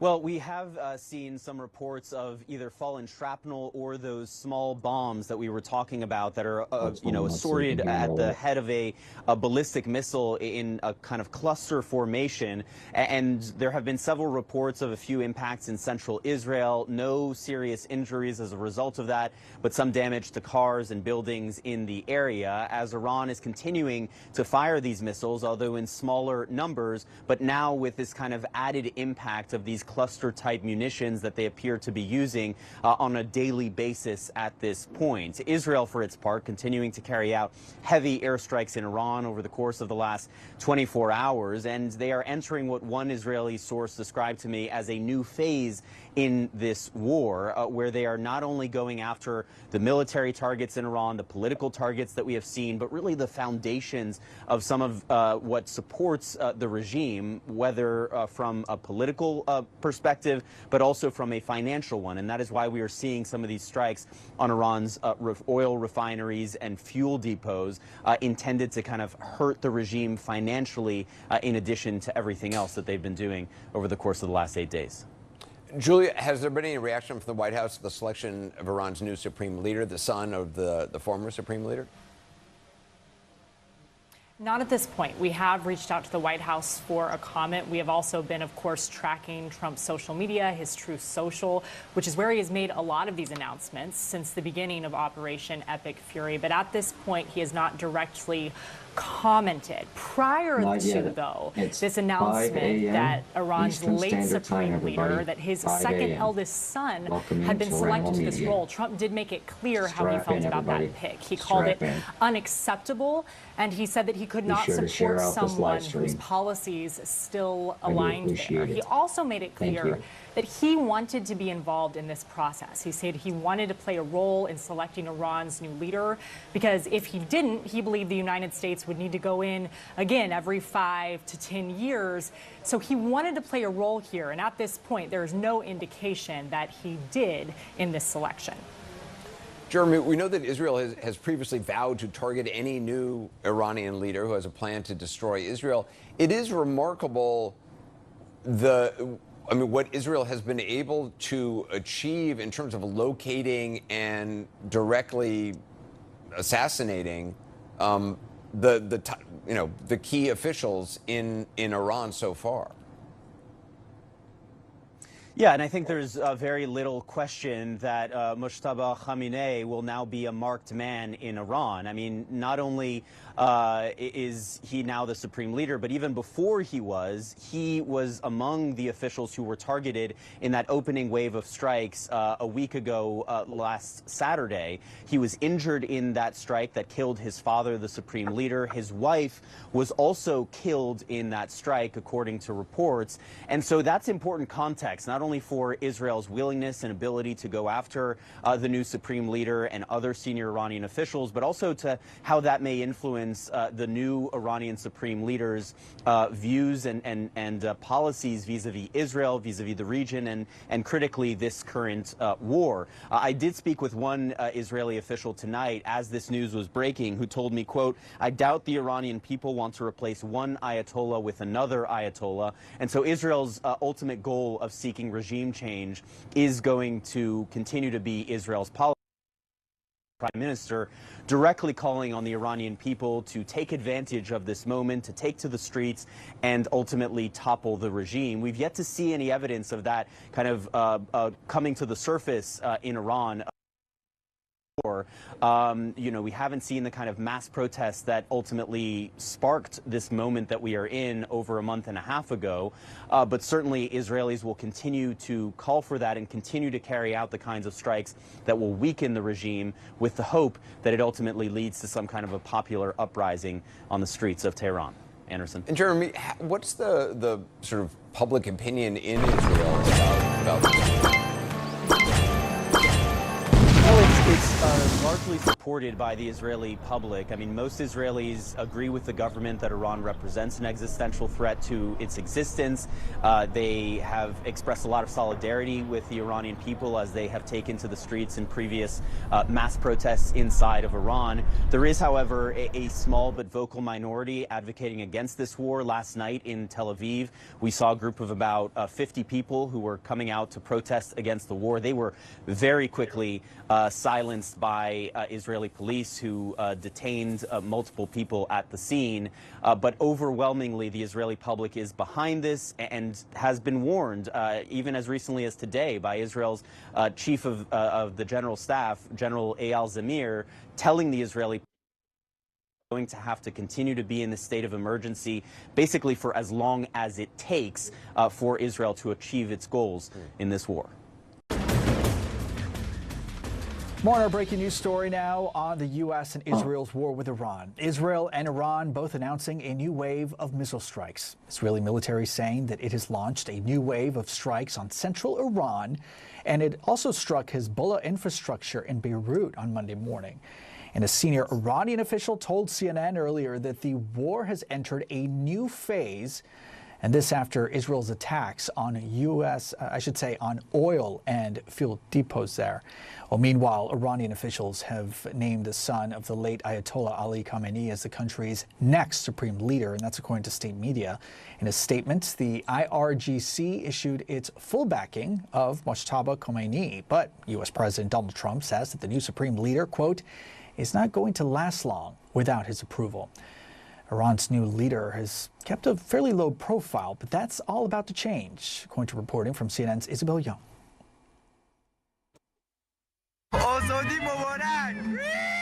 As many in Iran celebrated Ayatollah Ali Khamenei's death, others mourned it.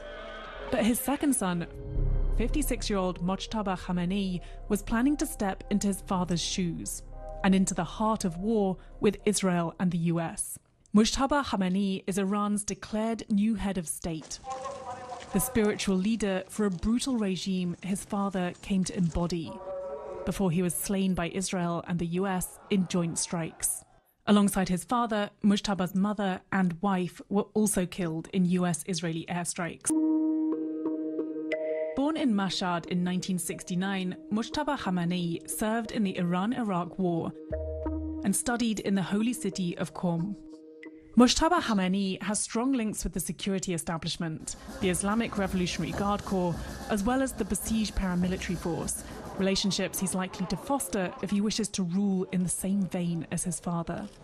But the junior Khamenei could struggle for legitimacy, even among supporters of the regime. He's not a well-known cleric and has not held government office, and a father-to-son succession may not be palatable to the supporters of a revolution that overthrew a monarchy. but the new Ayatollah's greatest challenge is the regime's current existential threat, posed by the war unleashed by the US and Israel. Israel has confirmed the new leader will immediately be an assassination target, if he isn't one already. Trump says the US and Israel have killed dozens from Iran's leadership circle since 28th of February. And they're far from finished, which complicates plans for a US-preferred successor. Well, most of the people we had in mind are dead. So, we had some in mind from that group that is dead.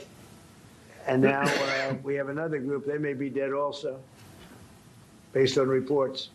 So I guess you have a third wave coming in. Pretty soon we're not going to know anybody. The appointment of Mojtaba suggests that, at least for now, regime change has not been successful. A new Ayatollah and a new enemy of the United States and Israel, with at least one advantage over his peers. He's still alive. Isabel Young, CNN, London.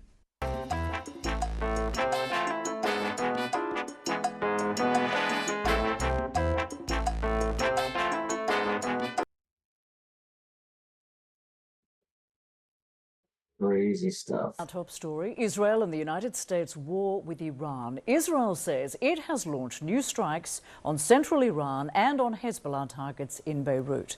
Meanwhile, Israeli air defenses are intercepting Iranian attacks.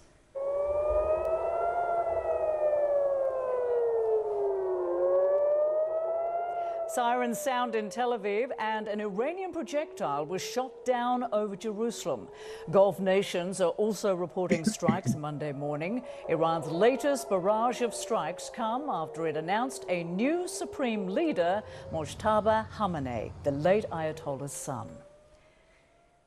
Israeli journalist Amir T-Bone is the author of the book The Gates of Gaza. He's also a correspondent for Haaretz, and he joins us. Breaking news story on the war with Iran. Israel and Tehran both announcing new waves of missile strikes. The Israeli military says that it has launched strikes on central Iran and that it struck Hezbollah infrastructure in Beirut on Monday morning.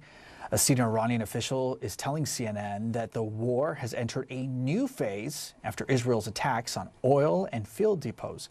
Meanwhile, Iranian state media officials have named the son of the late Ayatollah Ali Khamenei as the country's next supreme leader. In a statement, the IRGC issued its full backing of Mojtaba Khamenei, but U.S. President Donald Trump says that the new supreme leader, quote, is not going to last long without his approval.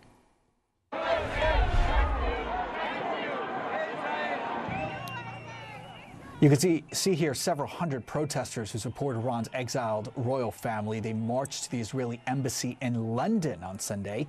They expressed their backing for the bombing campaign underway in Iran, with some waving U.S. and Israeli flags in a show of support for the war effort. Oh, the late-breaking news, Iran has a new supreme leader. He is Mojtaba Khamenei, the second son of the former supreme leader Ayatollah Ali Khamenei, who was killed in U.S. and Israeli airstrikes on the first day of the war. His elevation is a sign that Iranian hardliners are cementing their grip on power, despite the ongoing attacks by American and Israeli forces aimed at weakening the regime. I want to get some perspective from Fareed Zakaria, host of Fareed Zakaria GPS here on CNN. It was interesting to see the president of Iran coming out, sort of apologizing to neighbors, saying we're not going to attack you anymore if you don't attack us, and then the hardliners essentially saying that's not the policy and here's the new leader. Yeah, the president of Iran is a relatively speaking a liberal, a moderate. He was a doctor. The hardliners didn't want him to run. So he comes from a very different part of the regime. The sign here is, of course, that what happens is when you attack a country, when you bomb it, the hardliners get powerful. It would happen in almost any country in the world. And what's happened here is because, I would say it's not despite the American attacks, it's because of the American and Israeli attacks. The regime is closing ranks, and Khamenei Jr. has an aura around him now because his father was seen by a lot of people in Iran as martyred. And yet he's not certainly as well known as his father. A lot of Karim Sajapur was saying a lot of Iranians have never even heard him speak before. He is not charismatic. He's not well known. He doesn't have that kind of intrinsic clerical legitimacy. But I wouldn't discount the idea that his father, the supreme leader, the Grand Ayatollah, was killed in an Israeli airstrike like that. That has created a certain amount of legitimacy, instant legitimacy for him. Thank you. It's a very bad sign for the war because these are the worst of the hardliners. These are the people who run Iran into the ground, run it into isolationism, but they are now fully in charge. As I say, this was probably a predictable consequence. Whenever you look at these kind of situations, somebody attacks a country, foreign attacks, the regime coalesces around the toughest guys. The President Trump has said he wants to have a hand in who leads Iran. I mean, that's obviously, that is not the case here. That's certainly, this is sending a message that the president, what they think of that idea. Does it indicate to you how this changes the course of the war? Does it lengthen it, or is it still too soon to tell? I think it lengthens it. It's hard to tell. This is a very fluid situation. But what it tells you is the Iranian regime is dug in. They're not going to do absolute surrender anytime soon. Presumably, they will be able to survive. I mean, that is a question. But if they survive, they're going to be, pursuing the strategy they are pursuing now. They're not going to be moderating in line with where the president of Iran seemed to want to go. And, look, you can see all indications suggesting that that's what people are reading into it. Oil has hit $100 a barrel. Futures markets are dropping very sharply. The Japanese market is down more than it's been in a year.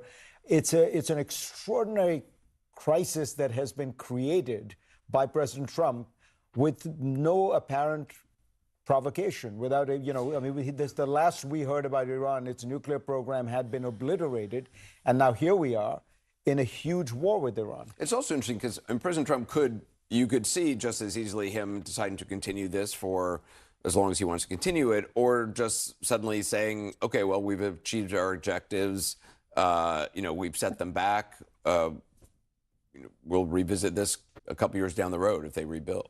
So this is the one silver lining in Trump's constantly shifting objectives and goals and the kind of vagueness around them, which is that, yeah, you're right. He could declare victory, claiming that one of those many goals that he had laid out in the course of the last 4 or 5 days has been achieved. And he does have that kind of practical temperament.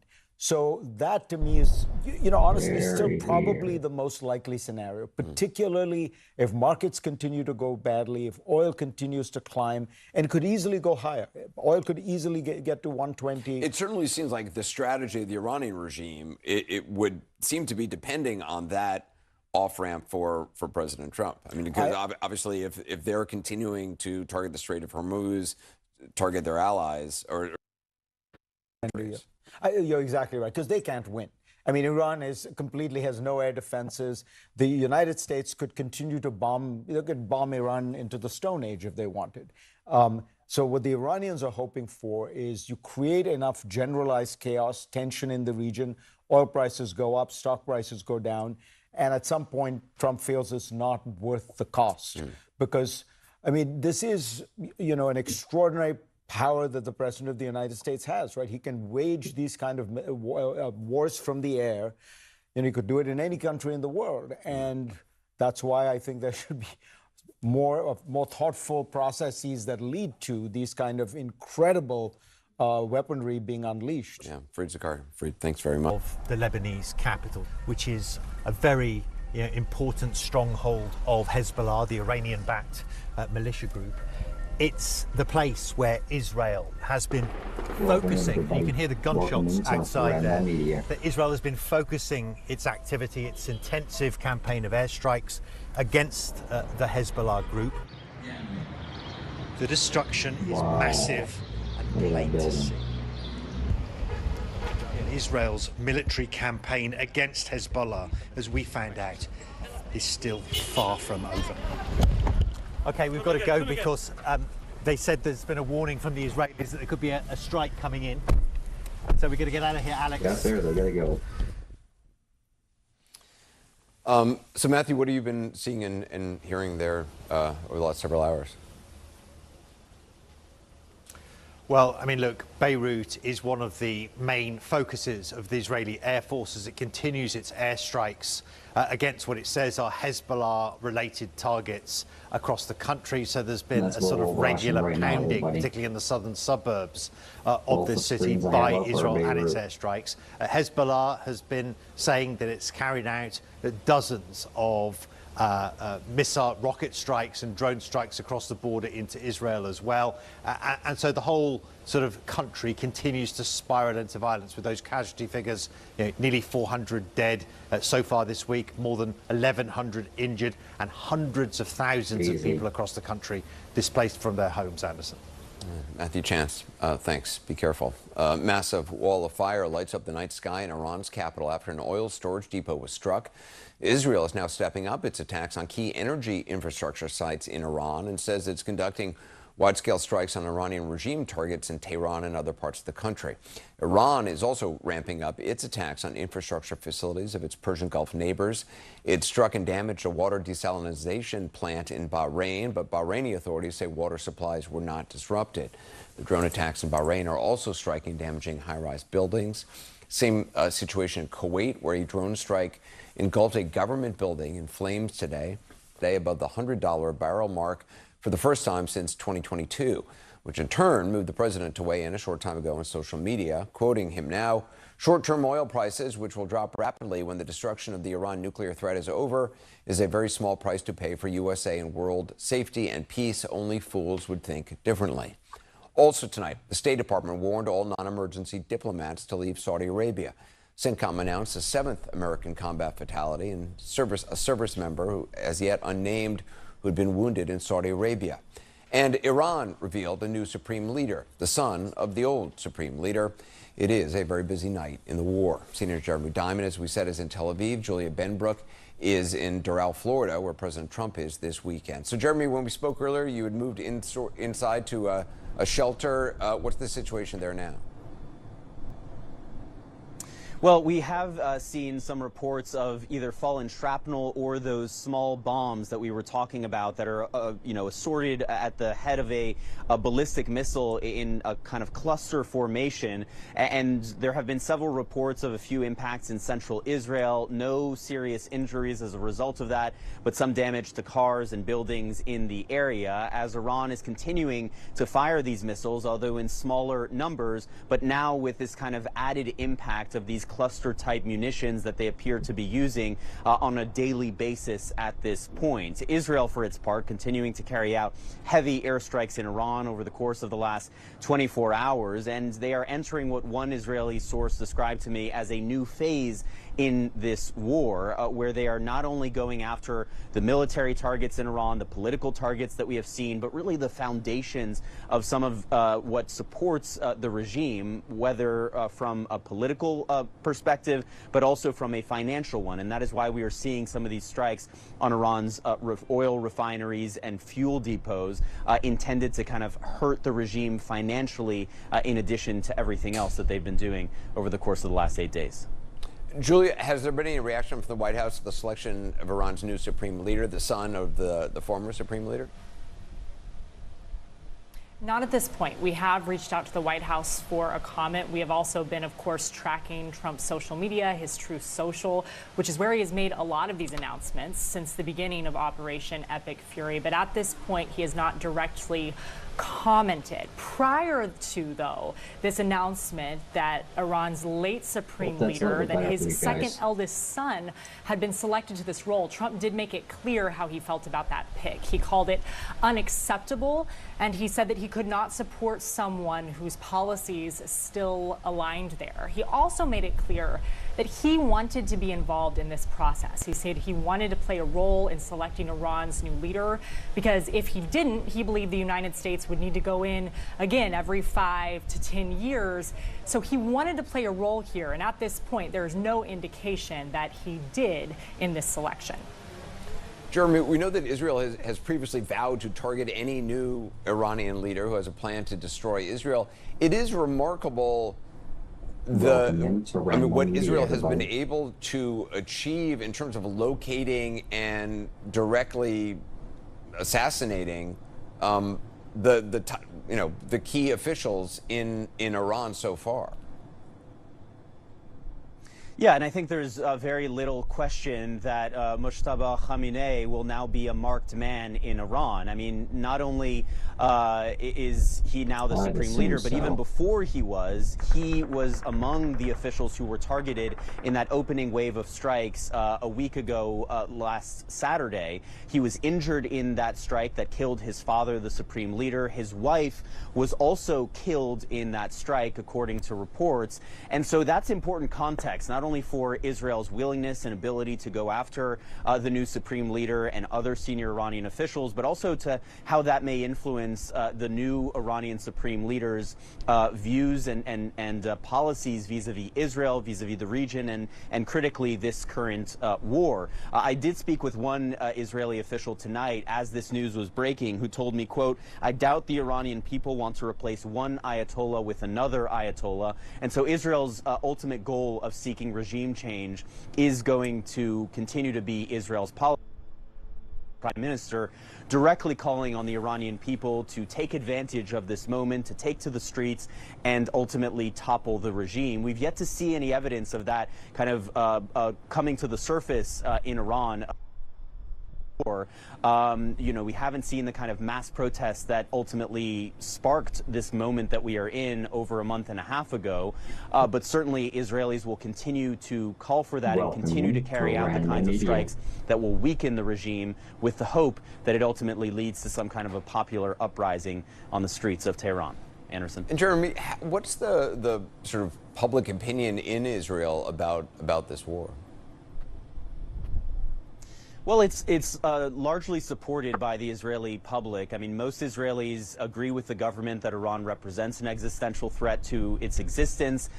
They have expressed a lot of solidarity with the Iranian people as they have taken to the streets in previous mass protests inside of Iran. There is, however, a small but vocal minority advocating against this war. Last night in Tel Aviv, we saw a group of about 50 people who were coming out to protest against the war. They were very quickly silenced by Israeli police, who detained multiple people at the scene. But overwhelmingly, the Israeli public is behind this and has been warned, even as recently as today, by Israel's chief of the general staff, General Eyal Zamir, telling the Israeli going to have to continue to be in the state of emergency, basically for as long as it takes for Israel to achieve its goals in this war. Everybody out there having a good day.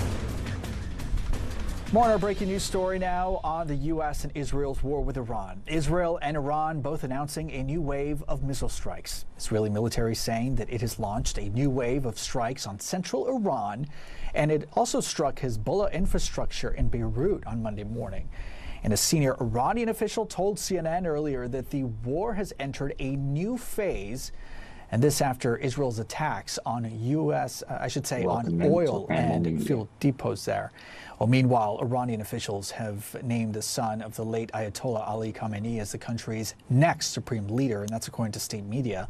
In a statement, the IRGC issued its full backing of Mojtaba Khamenei, but U.S. President Donald Trump says that the new supreme leader, quote, is not going to last long without his approval. Iran's new leader has kept a fairly low profile, but that's all about to change, according to reporting from CNN's Isabel Young.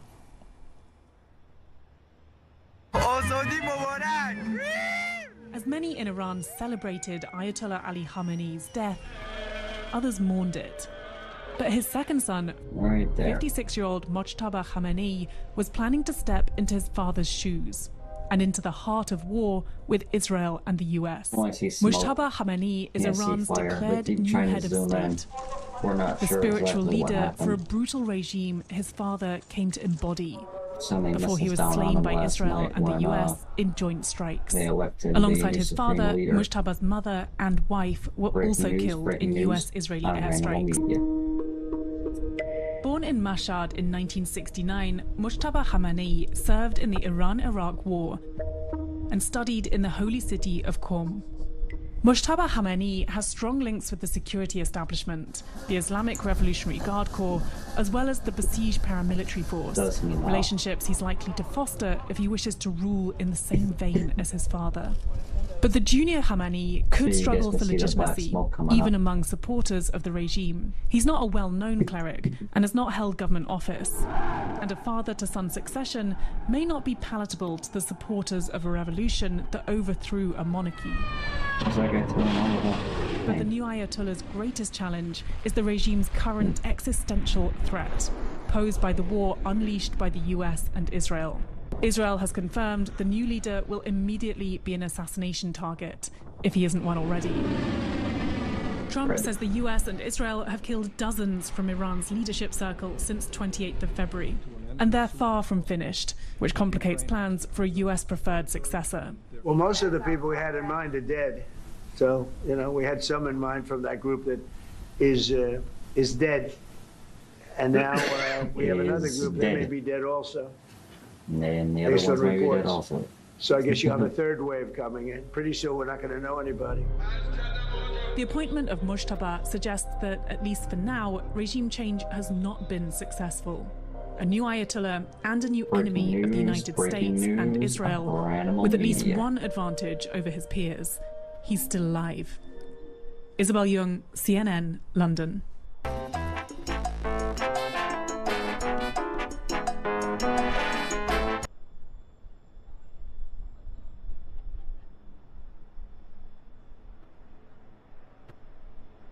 On our top story, Israel and the United States war with Iran. Israel says it has launched new strikes on central Iran and on Hezbollah targets in Beirut. Meanwhile, Israeli air defenses are intercepting Iranian attacks. Our feed. Sirens sound in Tel Aviv, and an Iranian projectile was shot down over Jerusalem. Gulf nations are also reporting strikes Monday morning. Iran's latest barrage of strikes come after it announced a new supreme leader, Mojtaba Khamenei, the late Ayatollah's son. Israeli journalist Amir T-Bone is the author of the book The Gates of Gaza. He's also a correspondent for Haaretz, and he joins us. Breaking news story on the war with Iran. Israel and Tehran both announcing new waves of missile strikes. The Israeli military says that it has launched strikes on central Iran and that it struck Hezbollah infrastructure in Beirut on Monday morning. A senior Iranian official is telling CNN that the war has entered a new phase after Israel's attacks on oil and field depots. Well, meanwhile, Iranian state media officials have named the son of the late Ayatollah Ali Khamenei as the country's next supreme leader. In a statement, the IRGC issued its full backing of Mojtaba Khamenei, but U.S. President Donald Trump says that the new supreme leader, quote, is not going to last long without his approval.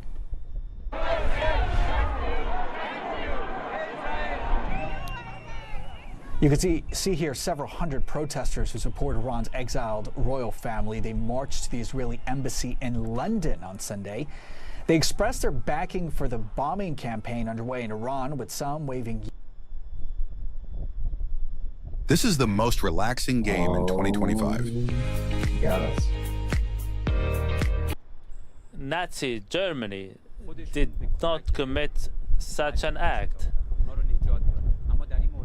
Even when any of the British ships during the World War II was attacked, the Germans themselves provided assistance to those on board. The United States did not even think of lending a helping hand to our sailors and seamen.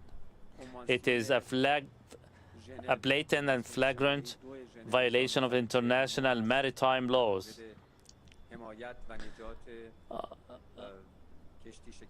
It is also a flagrant violation of the 1949 Convention on helping and providing support to the injured safe where you're at within the maritime environment. There is a package of international laws and maritime treaties that were openly and blatantly violated by the United States, targeting this particular naval ship. We have Eastern Standard presented the Time. matter to the relevant international organization, Welcome and in it to is Ranimal Media. one Be sure to share this of live, a everybody. myriad of Awareness violations, and we'll of continue Ranimal to Media, follow up with these. Community grow. I do appreciate it. Sharing is caring. Welcoming to Ranimal Media. Over the past few days and following the attack on oil reserves in Iran, the Iranian armed forces spokesman stated that they will have an equal and similar response. However, it is not clear, are you going to target or attack the oil facilities of the regional countries or those housing military bases?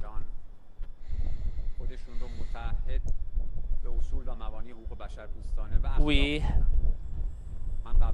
have repeatedly stated that we are upholding international laws and international treaties. During the 8-year war against Iraq and Saddam Hussein, if you go back to the records, we did not commit a single war crime. On the other hand, the other party started by targeting innocent civilians and other residential areas. They also targeted, attacked, and destroyed many infrastructure facilities, not only oil tankers, oil reserves, but other facilities which had a direct impact on the environment.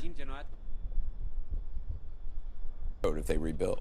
So this is the one silver lining in Trump's constantly shifting objectives and goals and the kind of vagueness around them, which is that, yeah, you're right, he could declare victory, claiming that one of those many goals that he had laid out in the course of the last 4 or 5 days has been achieved. And he does have that kind of practical temperament. So that to me is, you know, honestly, still probably the most likely scenario, particularly if markets continue to go badly, if oil continues to climb, and it could easily go higher. Oil could easily get to 120. It certainly seems like the strategy of the Iranian regime, it would seem to be depending on that off-ramp for President Trump. I mean, because obviously if they're continuing to target the Strait of Hormuz, target their allies, or... You're exactly right, because they can't win. I mean, Iran completely has no air defenses. The United States could continue to bomb Iran into the Stone Age if they wanted. So what the Iranians are hoping for is you create enough generalized chaos, tension in the region, oil prices go up, stock prices go down, and at some point Trump feels it's not worth the cost. Because, I mean, this is, you know, an extraordinary power that the President of the United States has, right? He can wage these kind of wars from the air, and he could do it in any country in the world. And that's why I think there should be more thoughtful processes that lead to these kind of incredible weaponry being unleashed. Thanks very much. Of the Lebanese capital, which is a very important stronghold of Hezbollah, the Iranian-backed militia group.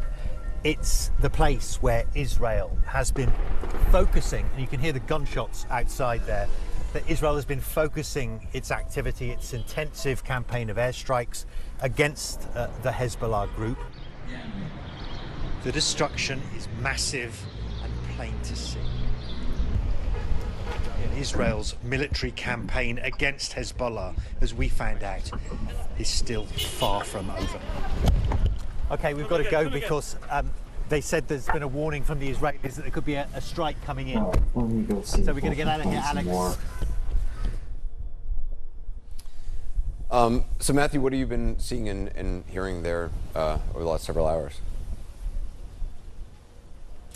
Well, I mean, look, Beirut is one of the main focuses of the Israeli Air Force as it continues its airstrikes against what it says are Hezbollah-related targets across the country. So there's been a sort of regular pounding, particularly in the southern suburbs of this city, by Israel and its airstrikes. Hezbollah has been saying that it's carried out dozens of missile rocket strikes and drone strikes across the border into Israel as well. And so the whole sort of country continues to spiral into violence with those casualty figures, nearly 400 dead so far this week, more than 1,100 injured, and hundreds of thousands of people across the country displaced from their homes, Anderson. Matthew Chance, thanks. Be careful. Massive wall of fire lights up the night sky in Iran's capital after an oil storage depot was struck. Israel is now stepping up its attacks on key energy infrastructure sites in Iran and says it's conducting wide-scale strikes on Iranian regime targets in Tehran and other parts of the country. Iran is also ramping up its attacks on infrastructure facilities of its Persian Gulf neighbors. It struck and damaged a water desalination plant in Bahrain, but Bahraini authorities say water supplies were not disrupted. The drone attacks in Bahrain are also striking and damaging high-rise buildings. Same situation in Kuwait, where a drone strike engulfed a government building in flames today above the $100 a barrel mark for the first time since 2022, which in turn moved the president to weigh in a short time ago on social media, quoting him now, "Short-term oil prices, which will drop rapidly when the destruction of the Iran nuclear threat is over, is a very small price to pay for USA and world safety and peace. Only fools would think differently." Also tonight, the State Department warned all non-emergency diplomats to leave Saudi Arabia. CENTCOM announced a 7th American combat fatality and a service member, who, as yet unnamed, who had been wounded in Saudi Arabia. And Iran revealed a new supreme leader, the son of the old supreme leader. It is a very busy night in the war. Senior Jeremy Diamond, as we said, is in Tel Aviv. Julia Benbrook is in Doral, Florida, where President Trump is this weekend. So, Jeremy, when we spoke earlier, you had moved inside to a shelter. What's the situation there now? Well, we have seen some reports of either fallen shrapnel or those small bombs.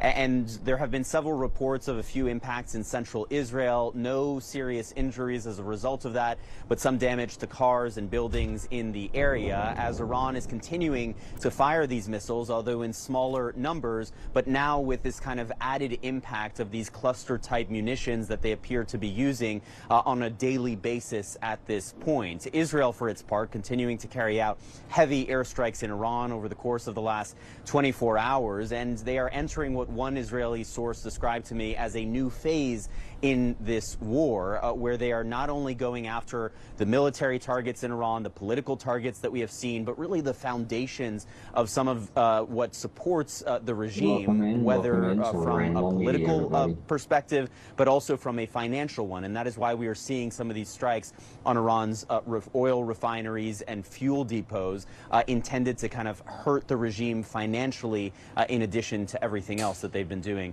over the course of the last 8 days. Julia, has there been any reaction from the White House to the selection of Iran's new supreme leader, the son of the former supreme leader? Not at this point. We have reached out to the White House for a comment. We have also been, of course, tracking Trump's social media, his Truth Social, which is where he has made a lot of these announcements since the beginning of Operation Epic Fury. But at this point, he has not directly commented. Prior to, though, this announcement that Iran's late supreme leader, that his second eldest son had been selected to this role, Trump did make it clear how he felt about that pick. He called it unacceptable, and he said that he could not support someone whose policies still aligned there. He also made it clear that he wanted to be involved in this process. He said he wanted to play a role in selecting Iran's new leader, because if he didn't, he believed the United States would need to go in again every 5 to 10 years. So he wanted to play a role here, and at this point, there is no indication that he did in this selection. Jeremy, we know that Israel has previously vowed to target any new Iranian leader who has a plan to destroy Israel. It is remarkable what Israel has been able to achieve in terms of locating and directly assassinating the key officials in Iran so far. Yeah, and I think there's very little question that Mojtaba Khamenei will now be a marked man in Iran. I mean, not only is he now the supreme leader, but even before he was among the officials who were targeted in that opening wave of strikes a week ago last Saturday. He was injured in that strike that killed his father, the supreme leader. His wife was also killed in that strike, according to reports. And so that's important context, not only for Israel's willingness and ability to go after the new supreme leader and other senior Iranian officials, but also to how that may influence the new Iranian supreme leader's views and policies vis-a-vis Israel, vis-a-vis the region, and critically this current war. I did speak with one Israeli official tonight as this news was breaking, who told. All right, we're going to go to this story. We are gardeners. We are farmers. Bum, bum, bum, bum, bum, bum. Okay. So I saw this app, DTF St. Louis. What's DTF? It's sons and daughters to war. Not sure what this is. Viewer discretion is advised.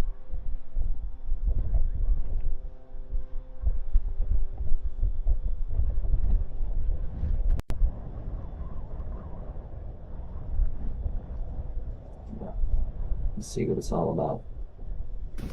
Israel is the reason for this war. America does not want to fight this war for Israel. Let's go. Come on, let's go. That's a Marine. He's gonna get his arm broken. America does not want to send its sons and daughters to war for Israel. Your inability to name that shows your ineptness as leaders. This is wrong. And nobody wants to fight for Israel. Oops. A reminder to all our Commandant, please stand up as a Marine and stand up for America. Wow, they're having a hard time getting him to get out that door. No one wants to fight. You guys see that? That's crazy. Israel.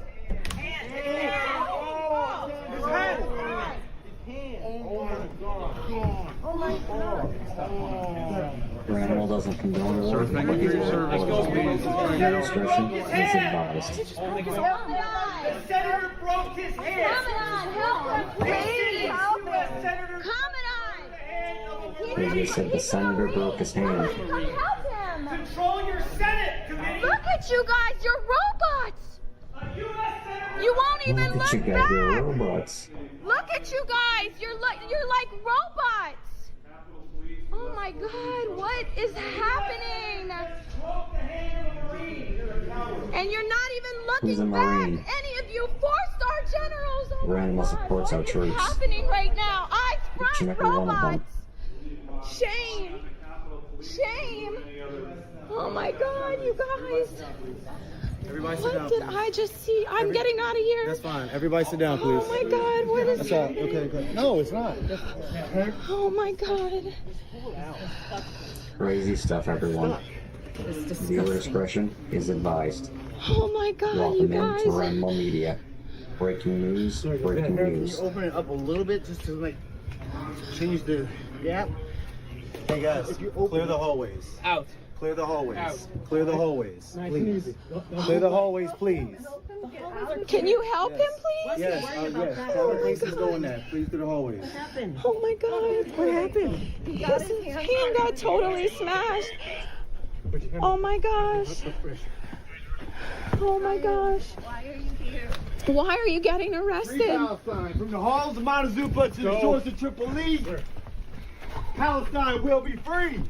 And what about this war in Iran? Oh my God.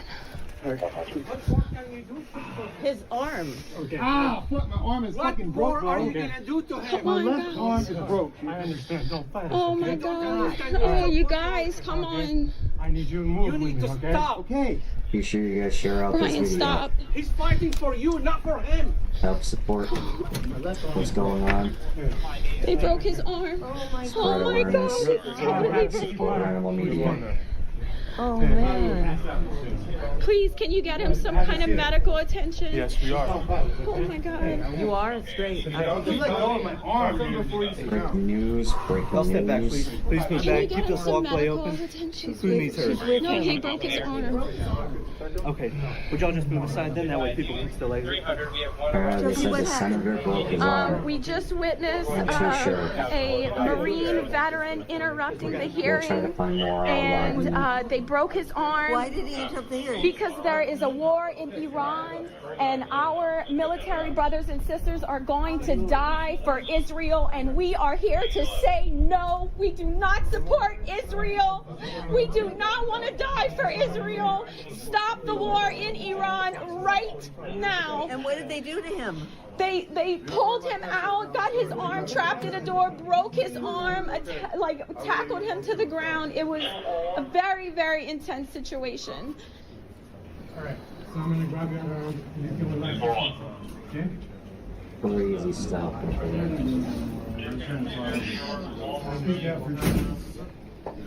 Try to save What? Did you come here to protest? I'm for the hearing, but he's my friend, and he couldn't stand what they were saying anymore, so he spoke up. Is he with an organization? No, he's actually running for Senate in North Carolina. His name is Brian McGinnis. For Senate. Do you work for him? No, I don't.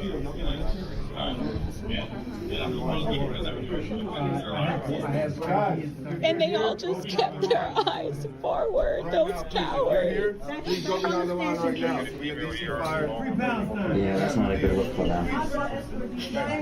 Free Palestine. Fuck the war in Iran. You're free to record, but we want You're free to record. America does not want to fight. You guys are free to record all you want, but we're just asking you to please cooperate with us. Just go behind the line. America does not want to fight this war in Iran, and the soldiers don't, right? Please stand up as a Marine and stand up for America. No one wants to fight for Israel.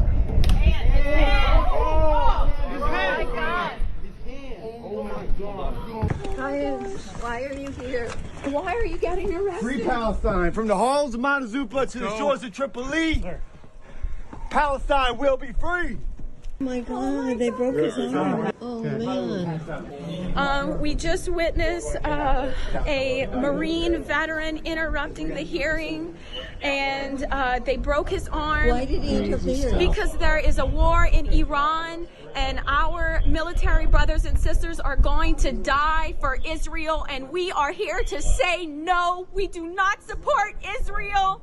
We do not want to die for Israel. Stop the war in Iran right now. And what did they do to him? They pulled him out, got his arm trapped in a door, broke his arm, tackled him to the ground. It was a very, very intense situation. America does not want to fight this war in Iran, and the soldiers don't, right, Brian? No, they don't. American citizens don't want to send their sons and daughters to fight in Iran. We're fighting for Israel. One more leg, just so you don't trip it off, please. Hey guys, I'm here in DC trying to speak out against the Senate and ask them why they're going to send our men and women to harm's way when our elected officials said that there would be no war. Anybody who feels disillusioned and betrayed by our government, you're not alone. Join us in demanding accountability for this betrayal. Crazy stuff, everyone. Crazy stuff.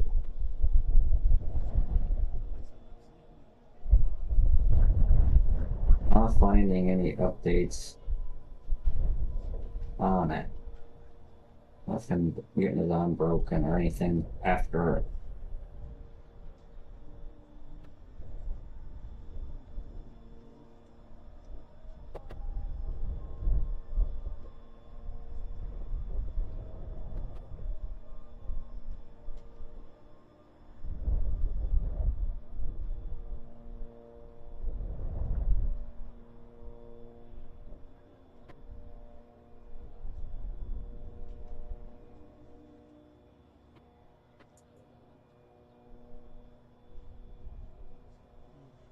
That's the best one I've come up with so far. That's not what it's saying. It's sons and daughters to war for Israel. Your inability to name that shows your exemptness as leaders. A former U.S. Marine walked into the United States Senate today and said what millions of Americans are thinking. He left in handcuffs with a broken hand, and the man who helped break it was a sitting U.S. Senator. Here is exactly what happened. As Iran launches its 16th wave of missile attacks and American soldiers are dying in the Gulf, a very different battle is breaking out inside Washington itself. A growing anti-war movement is emerging, not from the left, not from protesters on the street, but from veterans, people who actually fought America's wars, people who know exactly what war costs. And today, one of them walked straight into the U.S. Senate to say enough. Former Marine Sergeant Brian McGinnis stood up during a Senate Armed Services Subcommittee hearing today, right in the middle of proceedings, and said directly to the room, and I'm paraphrasing, "We do not want to fight a war with Iran for Israel. Many Americans do not want the United States drawn into another conflict in the Middle East." During a break in the hearing, McGinnis put his hand through a hole in the wall to prevent Capitol Police from removing him from the room. Al Jazeera. That is when things escalated dramatically.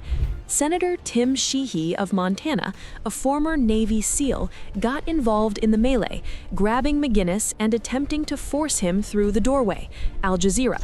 Someone in the room can be heard on video shouting, "A U.S. Senator just broke the hand of a Marine. You are a coward." As officers restrained him, McGinnis repeatedly claimed they had broken his arm during the takedown, his voice echoing through the chamber. He was subsequently transported to a local hospital for medical evaluation. His campaign manager reported he was being assessed for a potential fracture, The Washington Post. McGinnis is a Green Party Senate candidate in North Carolina and a prominent anti-war activist. He had been specifically protesting against U.S. involvement in Iran war before being forcibly removed. Here is why this story matters far beyond one man in one hearing room. America has been here before: Vietnam, Iraq, Afghanistan. Each time, the anti-war movement started small, and each time it was veterans who gave it its most powerful voice. Because when a man who actually fought for his country says, "This war is wrong," it is very hard to dismiss him as unpatriotic or naive. Veterans are speaking out. The American people don't want this war. NPR. That sentiment is real, and it is growing. Polls consistently show Americans deeply reluctant to commit ground forces or escalate further in the Middle East. And the image of a sitting U.S. Senator, a former Navy SEAL, physically helping remove and injure a Marine veteran from a congressional hearing room, that image is now going viral globally. It tells a story about this war that no missile footage can tell. It says, dissent in America is being silenced, and the people being silenced are the ones who served. Whether you support this war or oppose it, that image should make every American uncomfortable. If it is invalid, we promise a tenfold refund. This denture can be successfully worn in just 1 second. Please stand up as a Marine and stand up for America. No one wants to fight for Israel. Palestine will be free. The arm of a protester was broken as security officers tried to remove him for interrupting a meeting at the U.S. Capitol. Footage posted by anti-war women's group Code Pink showed the protester, identified by multiple media outlets as U.S. Marine veteran Brian McGinnis, shouting messages such as, "No one wants to fight for Israel," as he interrupted a Senate Armed Services Subcommittee hearing. Please stand up as a Marine. Stand up for America. You guys are gonna enjoy it no one just as much as I wants to fight welcome in to for Ranimal Media. Israel. Oh my God. Oh my God. Guys, why are you here? Why are you getting arrested? Free Palestine from the halls of Montezuma to the shores of Tripoli. Palestine will be free. What he had to say. Oh my God, they broke his arm. Oh man. We just witnessed a Marine veteran interrupting the hearing, and they broke his arm. Why did he interfere? Because there is a war in Iran, and our military brothers and sisters are going to die for Israel, and we are here to say no. We do not support Israel. We do not want to die for Israel. Stop the war in Iran right now. And what did they do to him? They pulled him out, got his arm trapped in a door, broke his arm, tackled him to the ground. It was a very, very intense situation. America does not want to fight this war in Iran, and the soldiers don't, right, Brian? No, they don't. American citizens don't want to send their sons and daughters to fight in Iran. We're fighting for Islam. One more leg, just so you don't trip off. Please. Crazy stuff, everyone. Security personnel later escorted McGinnis down the hallway, where he was seen seated against a wall as additional officers surrounded him. McGinnis is a former Marine sergeant and a Green Party candidate running in North Carolina's U.S. Senate race. Please stand up as a Marine and stand up for America. No one wants to fight for Israel. Oh my God. Brian, why are you here? Why are you getting arrested? Free Palestine, from the halls of Montezuma to the shores of Tripoli. Palestine will be free. Oh my God, they broke his arm. Oh man. We just witnessed a Marine veteran interrupting the hearing, and they broke his arm. Why did he interfere? Because there is a war in Iran, and our military brothers and sisters are going to die for Israel, and we are here to say no. We do not support Israel. We do not want to die for Israel. Stop the war in Iran right now. And what did they do to him? They pulled him out, got his arm trapped in a door, broke his arm, tackled him to the ground. It was a very, very intense situation. America does not want to fight this war in Iran, and the soldiers don't, right, Brian? No, they don't. Rule First was the catalyst to make our dream a reality. The conversion interest rate is really amazing because each year we have this opportunity to take advantage of a lower interest rate. That was huge to have that help. This is 3 commercials. Serious.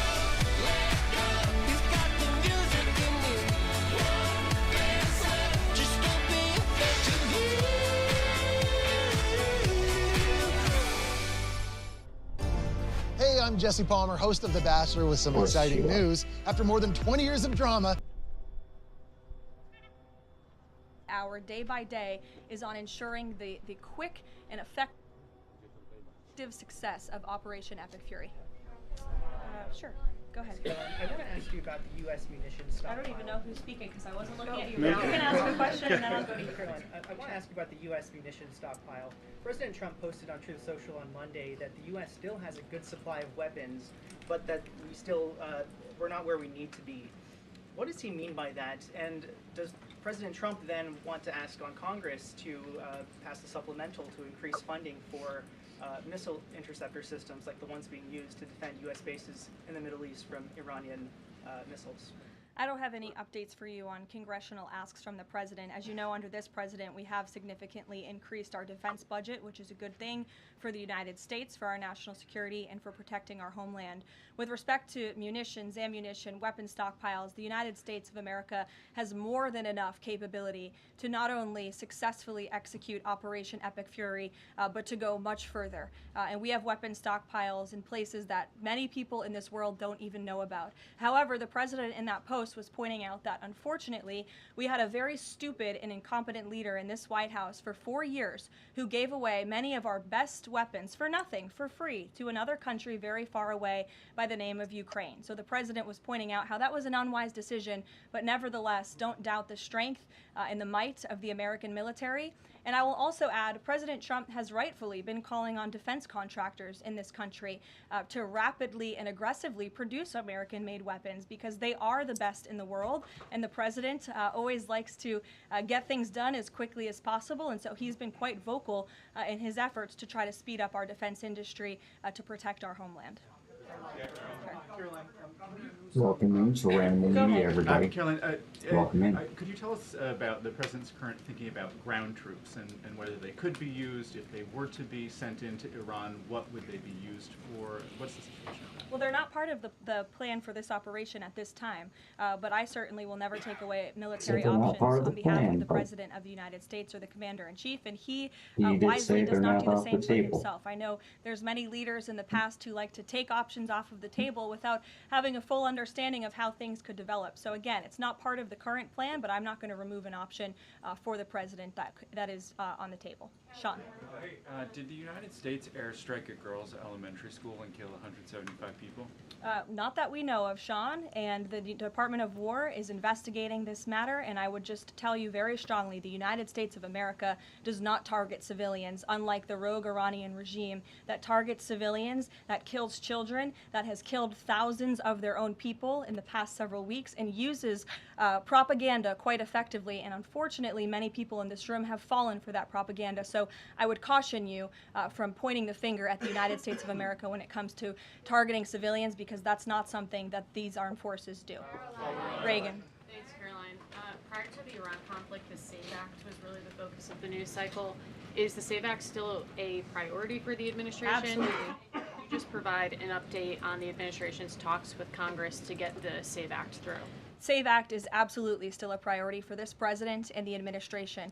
The focus, of course, of much of the president's time right now is on ensuring the success of Operation Epic Fury, but the president can walk and chew gum at the same time, and he's very much continuing to focus on the issues that matter here at home for the American people, including the passage of the SAVE Act, including on bringing down the cost of living, which is why you'll see the president in about an hour and a half at the Ratepayer Protection Pledge Roundtable, where he will be sitting with big tech companies, with AI companies who are building in communities across the country and have pledged to pick up the cost of the electricity tab in these small towns and communities across the country, which is a great thing for American consumers. So you'll be hearing from the president directly on this very important domestic agenda item later this afternoon, and it's something that he mentioned in his State of Union address. So check it off the list as another promise made and kept by this president.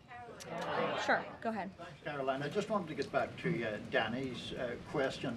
So those 4 objectives that you read out do not explicitly include regime change. If those objectives were achieved and the Islamic Republic still existed, would that be an acceptable outcome? That's a hypothetical question that I'm not going to engage in. Again, right now the president and the commander-in-chief are focused on executing the success of Operation Epic Fury, which we are already doing so in a very tremendous and impressionable way. Stephen. Thank you, Caroline. 2 questions. The Trump administration reportedly is considering arming Kurdish forces in the hopes of inspiring a popular uprising in Iran. Could you comment on that report? I can comment on the fact that the president has held many calls with partners, allies, and leaders in the region, in the Middle East. He did speak to Kurdish leaders with respect to our base that we have in northern Iraq. But as for any report suggesting that the president has agreed to any such plan is completely false. It should not be right. President Trump was saying yesterday that he is okay with someone from within taking over in Iran. He spoke about how Venezuela he saw as a successful model where Delcy Rodriguez took over and had a better relationship. Iran's President Pezeshkian, he took office in 2024 as a relative reformer. He's part of a 3-man council now replacing the supreme leader. Does President Trump see him as a potential successor who is more pliable? Again, that's another hypothetical, and I haven't spoken to the president about this specific individual, so... that it's Iran that's responsible for this attack. But analysis by CNN, as well as other outlets, now showing that the U.S. was targeting a nearby Revolutionary Guard base at the time of the impact, and that the missile in the video appears consistent with the U.S. Tomahawk munitions. Defense Secretary Pete Hegseth says that the U.S. is still investigating this incident. Again, that's important. That's the Secretary of Defense not supporting what we heard previously from the President of the United States. And then there's also this thick black cloud of smoke and oil-saturated rain that are now spreading over parts of Tehran. And all this after Israeli-American missiles struck several fuel and oil storage tanks across the capital. State media reporting that some blazes are still ongoing and may take days to extinguish. CNN's Fred Plyton visited one of the hardest-hit depots and also brings us this report, a reminder that CNN operates in Iran only with government permission. It's an absolutely apocalyptic scene here. We've just made it to the Shahran oil depot, which was attacked last night in a massive wave of airstrikes. We heard those going on for about an hour, maybe an hour and a half, with massive thuds and then explosions that we could hear. And that thick black plume of smoke, we saw that last night, and now we're actually seeing it up close. And what we're also seeing is that some of those destroyed storage tanks are still on fire. There's still flames originating from them. You can also see here that the area around here is also completely destroyed. There's people here actually working on this electricity pole to try and get the electricity back. And then this tanker vehicle here also that is right in front of the gate has been completely destroyed as well. The front gate of the facility also in complete ruins. The facility appears to be completely in ruins now after these massive airstrikes, and again, still on fire, still burning. And you can see that thick black smoke through the entire city across all of Tehran. It's been raining this morning in Tehran. There was oil mixed. Definitely a massive incident that is still going on. That's U.S. Defense Secretary Pete Hegseth on CBS telling 60 Minutes that President Trump will set the terms of surrender. Secretary Hegseth did not offer any specifics on what that may actually look like. And then there are some reinforcements moving in. Ukraine sending in experts to the Middle East to help repel Iranian drone attacks. Ukraine now has 4 years of experience in countering Iranian-made attack drones. Now, the downing of the drones, it has posed a significant military challenge across the Middle East. Ukraine's President Volodymyr Zelensky has said that experts would be sent into the region in the coming week. He also suggested that sharing resources would be a two-way street. It's obviously an apparent reference to receiving U.S. air defense missiles as Ukrainians continue to face off against Russian forces. When it comes to so many countries now in the Persian Gulf that continue to report these Iranian strikes, does a new leader perhaps mean a new strategy for Iran and these strikes against some of their neighbors? So as it comes to the United States and Israel, no. I mean, this is a person that was a hardliner, and his mother, father, and wife have been killed in the last week by U.S. or Israeli forces. So I don't think he's not Delcy Rodriguez and ready to, make that kind of deal with us. So look, from my perspective, the most important thing we can do is maintain our air campaign to destroy all those forces that Iran has had to impose cost on others. In other words, their missile systems, their drone systems, their nuclear systems, their naval ships, their enemy air defense. We have to knock those systems back 3, 5, 7 years. Oh, the late-breaking news, Iran has a new supreme leader. He is Mojtaba Khamenei, the second son of the former supreme leader Ayatollah Ali Khamenei, who was killed in U.S. and Israeli airstrikes on the first day of the war. His elevation is a sign that Iranian hardliners are cementing their grip on power, despite the ongoing attacks by American and Israeli forces aimed at weakening the regime. I want to get some perspective from Fareed Zakaria, host of Fareed Zakaria GPS here on CNN. It was interesting to see the president of Iran coming out sort of apologizing to neighbors, saying we're not going to attack you anymore if you don't attack us. And then the hardliners essentially saying that's not the policy and here's the new leader. Yeah, the president of Iran is a relatively speaking a liberal, a moderate. He was a doctor. The hardliners didn't want him to run. So he comes from a very different part of the regime. The sign here is, of course, that what happens is when you attack a country, when you bomb it, the hardliners get powerful. It would happen in almost any country in the world. And what's happened here is because, I would say it's not despite the American attacks, it's because of the American and Israeli attacks. The regime is closing ranks, and Khamenei Jr. has an aura around him now because his father was seen by a lot of people in Iran as martyred. And yet he's not certainly as well known as his father. A lot of Karim Sajapur was saying a lot of Iranians have never even heard him speak before. He is not charismatic. He's not well known. He doesn't have that kind of intrinsic clerical legitimacy. But I wouldn't discount the idea that his father, the supreme leader, the Grand Ayatollah, was killed in an Israeli airstrike like that. That has created a certain amount of legitimacy, instant legitimacy for him. It's a very bad sign for the war because these are the worst of the hardliners. These are the people who've run Iran into the ground, run it into isolationism, but they are now fully in charge. As I say, this was probably a predictable consequence. Whenever you look at these kind of situations, somebody attacks a country, foreign attacks, the regime coalesces around the toughest guys. The President Trump has said he wants to have a hand in who leads Iran. I mean, that's obviously, that is not the case here. That's certainly, this is sending a message that the president, what they think of that idea. Does it indicate to you how this changes the course of the war? Does it lengthen it, or is it still too soon to tell? I think it lengthens it. It's hard to tell. This is a very fluid situation. But what it tells you is the Iranian regime is dug in. They're not going to do absolute surrender anytime soon. Presumably they will be able to survive. I mean, that is a question. But if they survive, they're going to be, pursuing the strategy they are pursuing now. They're not going to be moderating in line with where the president of Iran seemed to want to go. A new report claims special operations could include a raid on Iran's nuclear sites, which would include sending ground troops into Iran to seize and destroy key nuclear sites. Our next guest wrote that report. 7-4 White House correspondent Shelby Talcott joins us now with more.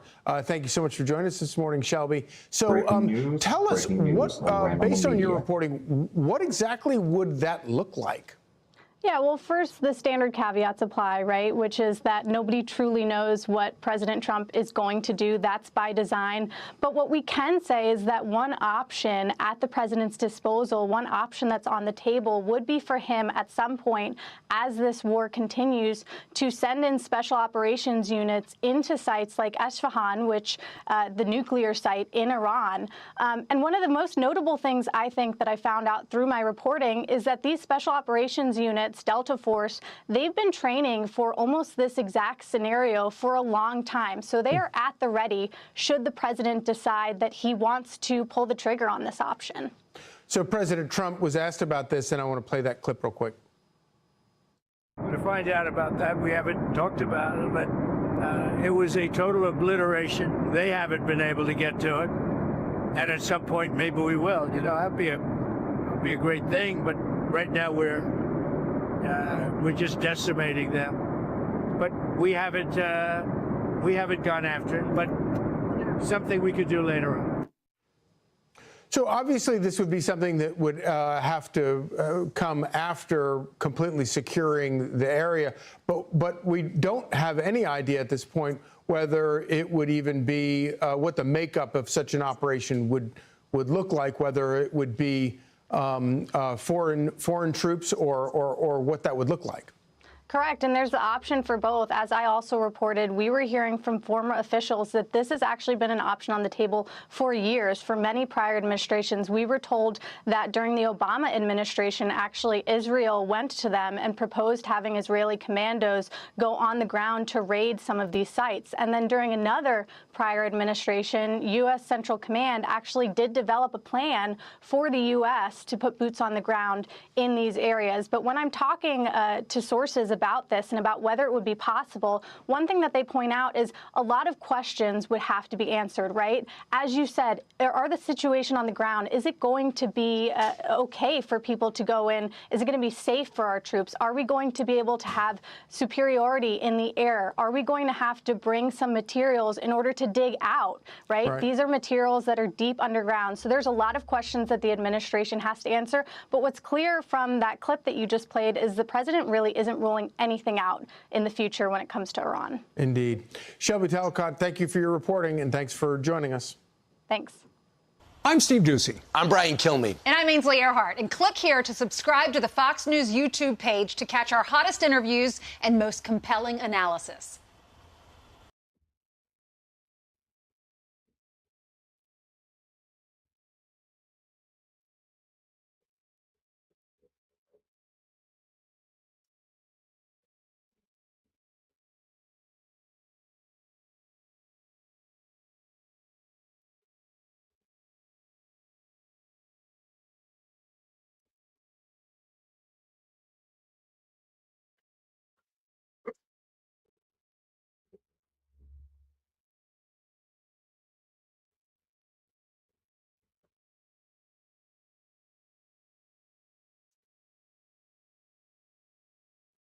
Operation Epic Fury and Operation Roaring Lion. This is day 9 of the war. I'm Chris Mitchell, along with Joshua Swanson in our Jerusalem studios.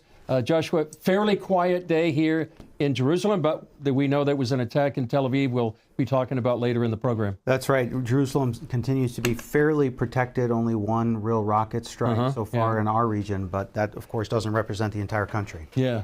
As I said, day 9 of Operation Roaring Lion here in Israel, and 873 days, believe, from October 7th. And so many things have happened since that day, historic changes here in the Middle East. To talk more about that, we have David Menser. He is the spokesperson for the Prime Minister's office here in Jerusalem. David, thanks for joining us. David, last night the Prime Minister made a message, gave a message to the nation. What was he trying to communicate to Israelis at this critical time in the war?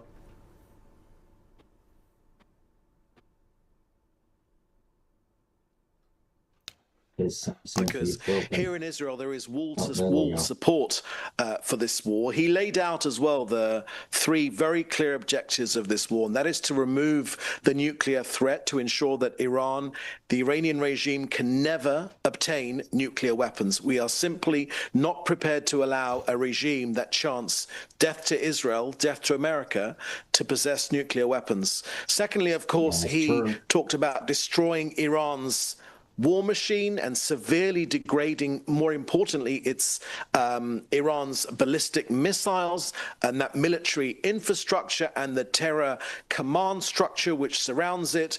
He said very clearly that we're dismantling the regime's machinery of terror, missile by missile, command center by command center. And of course, ultimately, we're trying to break the regime's ability to threaten this country, fundamentally weakening the terror regime in Tehran so that it can no longer threaten Israel, the region, or the free world. He lavished praise, of course, on our great partner in the White House, President Trump. He said that every day this regime grows weaker, and every day, as a result, Israel is growing stronger. David, of course, we saw rockets coming in from the north. Hezbollah is a major concern for those of us living here in Israel. What is the end game there? Are we looking at the same outcome, complete and total surrender, or what is the administration's plan? Viewer discretion is advised on Ranimal Media. Well, we're working together with our American partners, of course, but when it comes to Hezbollah, we've had the devastating news of 2 soldiers who have been killed by this terrorist, this branch of Iran on our northern border. I must tell you, Chris, that Hezbollah's decision to join this war has had, and it will have, real consequences. They've chosen to open a front against Israel, and it is already paying a heavy price, which is why the IDF is striking Hezbollah commanders, their weapons depots, terror infrastructure throughout Lebanon, while at the same time reinforcing Israel's northern defenses. Now, Hezbollah made the big mistake of choosing to enter this war, and it will bear the consequences, and the Prime Minister made that crystal clear last night as well. David, how would you describe the mood of the Israeli people? It's been 9 days since the beginning of Operation Roaring Lion, but as I mentioned, almost 900 days since October 7th. How are Israelis holding up? Atera is the IT painkiller. Remote monitoring and management, remote access, help desk and ticketing. Yeah, Well, I tell you, there's something which is, I think, unique in Israel, and that is the resilience. Our home front remains resilient despite these Iranian attacks, and despite the fact that Iran continues to launch missiles and UAVs at our civilian communities. I was lucky enough and honored enough to accompany the Prime Minister to a smallish town near Jerusalem called. It was a site where an Iranian missile hit a synagogue. A shocking thing to behold, because the entire area was devastated. The synagogue itself was essentially flattened, and the people. I must tell you, the people came out to greet us and said to the Prime Minister, you know, we've lost 9 of our community in that one single missile strike, 9 of our people. But the people in the community said, keep going, Prime Minister. Finish the job, Prime Minister. Which is, I tell you, I can't begin to tell you how moving that is. So our home front is certainly strong. Chris, you'll know this from being here. You'll see it's resilient, but ultimately we are, all of us here in Israel, united for victory. And that goes across the political divide. You know how vibrant our political discourse here is in Israel, but that is across the political divide. All of us here in Israel are united in supporting our armed forces and supporting the wisdom and the foresight of our Prime Minister and President Trump for getting this job done and ensuring that Iran can never again be a threat to this country.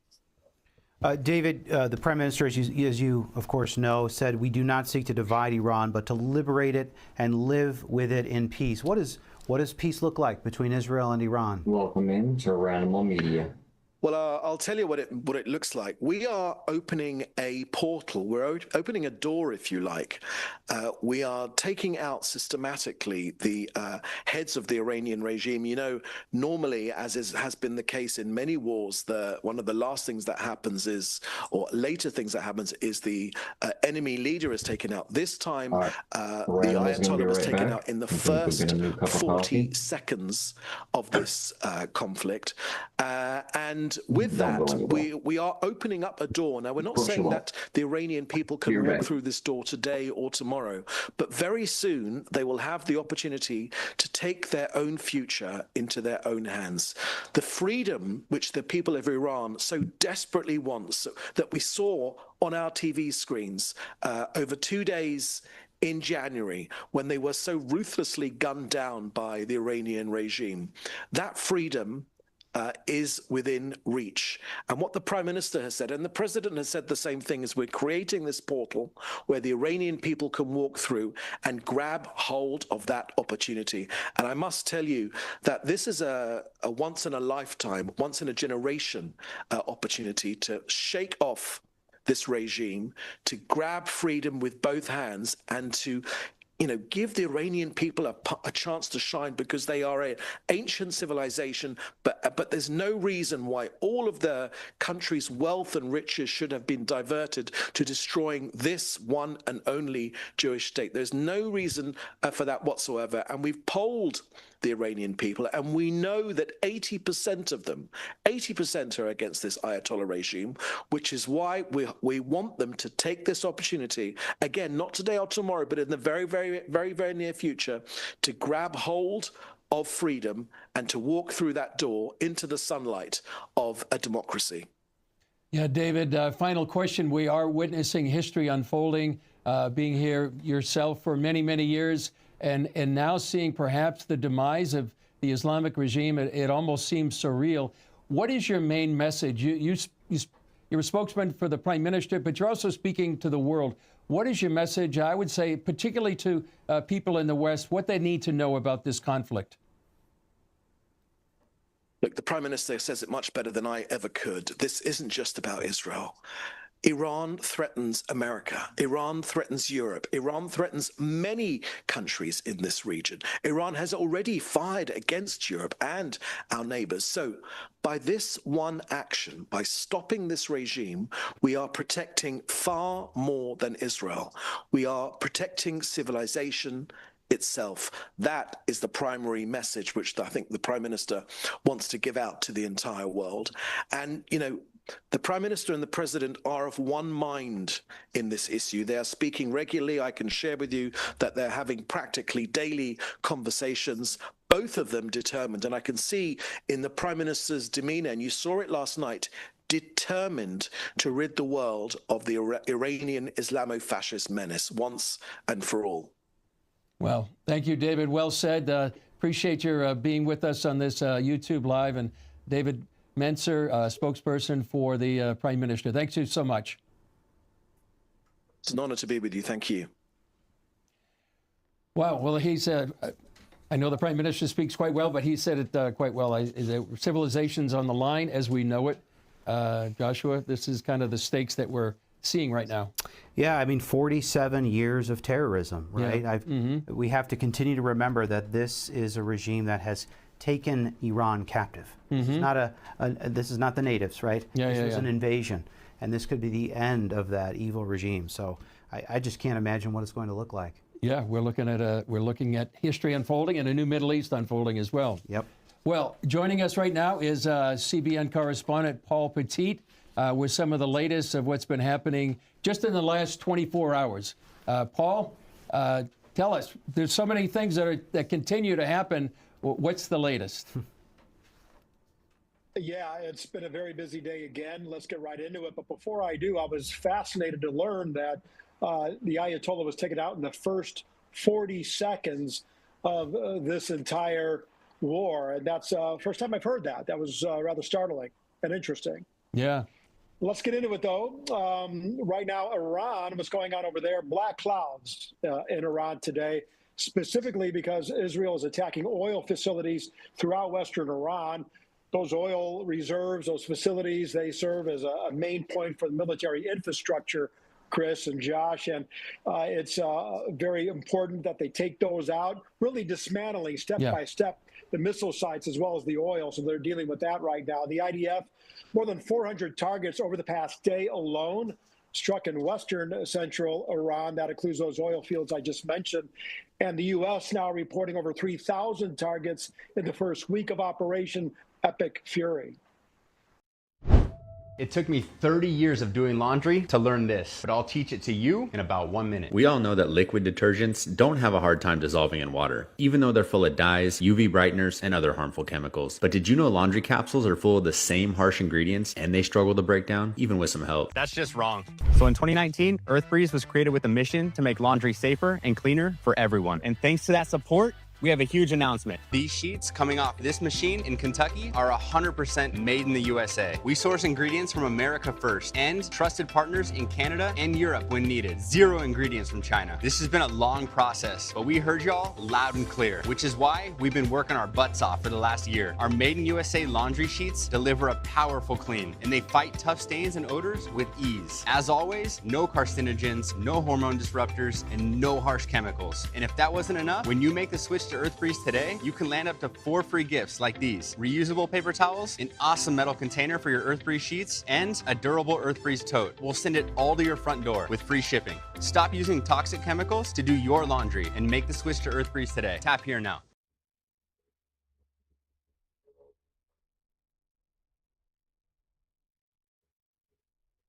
Harmony is home.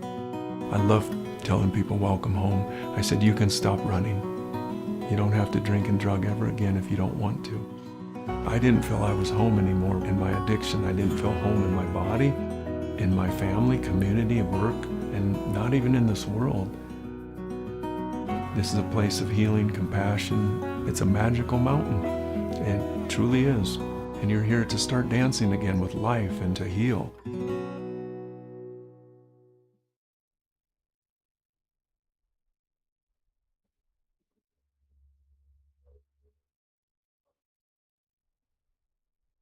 Paul, again, I'm very focused on Lebanon. We saw that more strikes happened in Beirut. Were there commanders taken out? Are there any ground troops on, invading across the northern border? What's the status of Lebanon? Yeah, a lot of missile strikes, that's continuing in Lebanon. They are striking Beirut, taking out key commanders in the process. And as you heard from David, they're looking at different facilities, munitions, what have you, wherever Hezbollah may be found.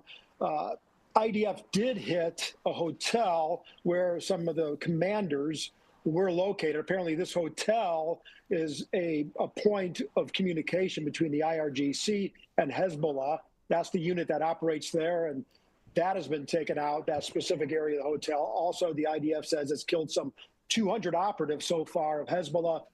That's just since Monday. So also destroying, as you heard from David saying, Hezbollah rocket launchers. They were ready to attack Israel and stationed and pointed in that direction. Those have been taken out. And now I saw some video earlier today of southern Beirut nearly abandoned. As you recall, just a few days ago, the orders were to evacuate for the people living there. We're talking some 300,000 people, and now you go through it, you see a lot of destruction. Roads are very empty, similar to what you would see in Gaza shortly after the initial attacks there. So a lot of changes, and certainly the IDF, appearing by their reports, getting the upper hand against Hezbollah, as you heard David say, a very important part of this effort to take out the Islamic regime. Yeah, these conflicts going on at the same time, Iran and Hezbollah. We may be seeing the end of both, perhaps in the next few weeks. President Trump has been saying quite a lot. One of the main things he said in the last couple of days was unconditional surrender. Sounds reminiscent of FDR and Winston Churchill calling for unconditional surrender for Nazi Germany, Imperial Japan. Is that just some of what he's been saying in the last few days?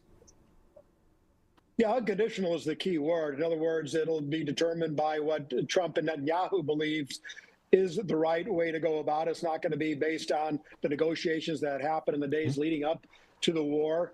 So that is going to be key and front and center to what happens next. Now, what's interesting, what Trump did talk about in addition to that, and this is more recently, is he said he does not want the Kurds involved. So he was quoted as saying that. He's sort of had a change of mind on that, apparently, and he, I believe, is concerned that this may complicate things. He followed up in saying that, and he just doesn't want to get them involved in this time, which, of course, then, Chris and Josh, begs the question, okay, if the Kurds don't get involved, then who will? Then obviously that might point to boots on the ground, whether it be the IDF or the U.S. Army Marines, which is something that President Trump has not taken off the table. But all of us know here collectively that for true regime change to take place in Iran, you have to have some sort of boots on the ground controlling things. You cannot make a regime change or force it into action from firing from the sea or from the air. So we'll have to watch this very closely. I believe we'll see a lot more of this talk coming up in the days ahead. Yeah, there's no regime change without boots on the ground in my estimation. But looking at this, we also have to remember that, I just want to double click on that unconditional surrender. The Ayatollahs, they're radical.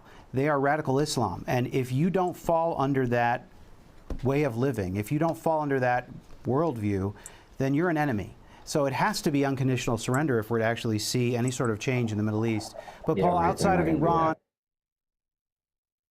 I can turn your wildest ideas into a song. Just describe it in a few words, choose a style, and let Mareka V. Smoke also seen rising over the Lebanese capital Beirut, where Israel says it struck infrastructure belonging to Iran-backed Hezbollah. Meantime, sirens sounded in Tel Aviv and Haifa, and emergency services were seen in central Israel after Iran's Islamic Revolutionary Guard says it launched missiles shortly after senior clerics named the new supreme leader. Mojtaba Khamenei has been selected to succeed his father, the late supreme leader, who was killed in a strike at the start of the war. Iran is now calling on the public to gather nationwide today to pledge allegiance to the new leader. And we heard Sunday from the U.S. Defense Secretary, who discussed President Trump's suggestion of an unconditional surrender by Iran. And Oren Lieberman joins me now from Tel Aviv with the latest. Oren, what are you learning? Well, Israel continues to carry out strikes both in Iran and in Lebanon as This war remains at an incredibly intense level, and you see wave after wave of Israeli airstrikes, and that's, of course, in coordination with the U.S. military that also continues to pound Iran. Over the course of the past 48 hours or so, we saw Israel start going after Iran's oil production facilities and oil refineries. That is what one Israeli source said was the next phase, without detailing too much into it. But now it seems that after spending 8 or 9 days of the war going after the centers of power, that is the Islamic Revolutionary Guard Corps and the regime itself, they're now going after the economic and financial arms of the Iranian regime here. This continues. We saw Israel announce strikes around the IRGC's Air Force headquarters, according to the Israeli military, as well as continuing to go after facilities belonging to the Besieged, which falls under the IRGC. Same on the Lebanon front, where we have seen Israel continue to carry out wave after craziness. All right, everybody. Ranimal's going to get out of here. There's no new updates. As soon as Ranimal knows something, he'll come back and let you guys know. Welcome to Ranimal Media. Make sure that you guys like, share, and subscribe. I do appreciate it. All right, you guys take care. Till next time. Bye-bye.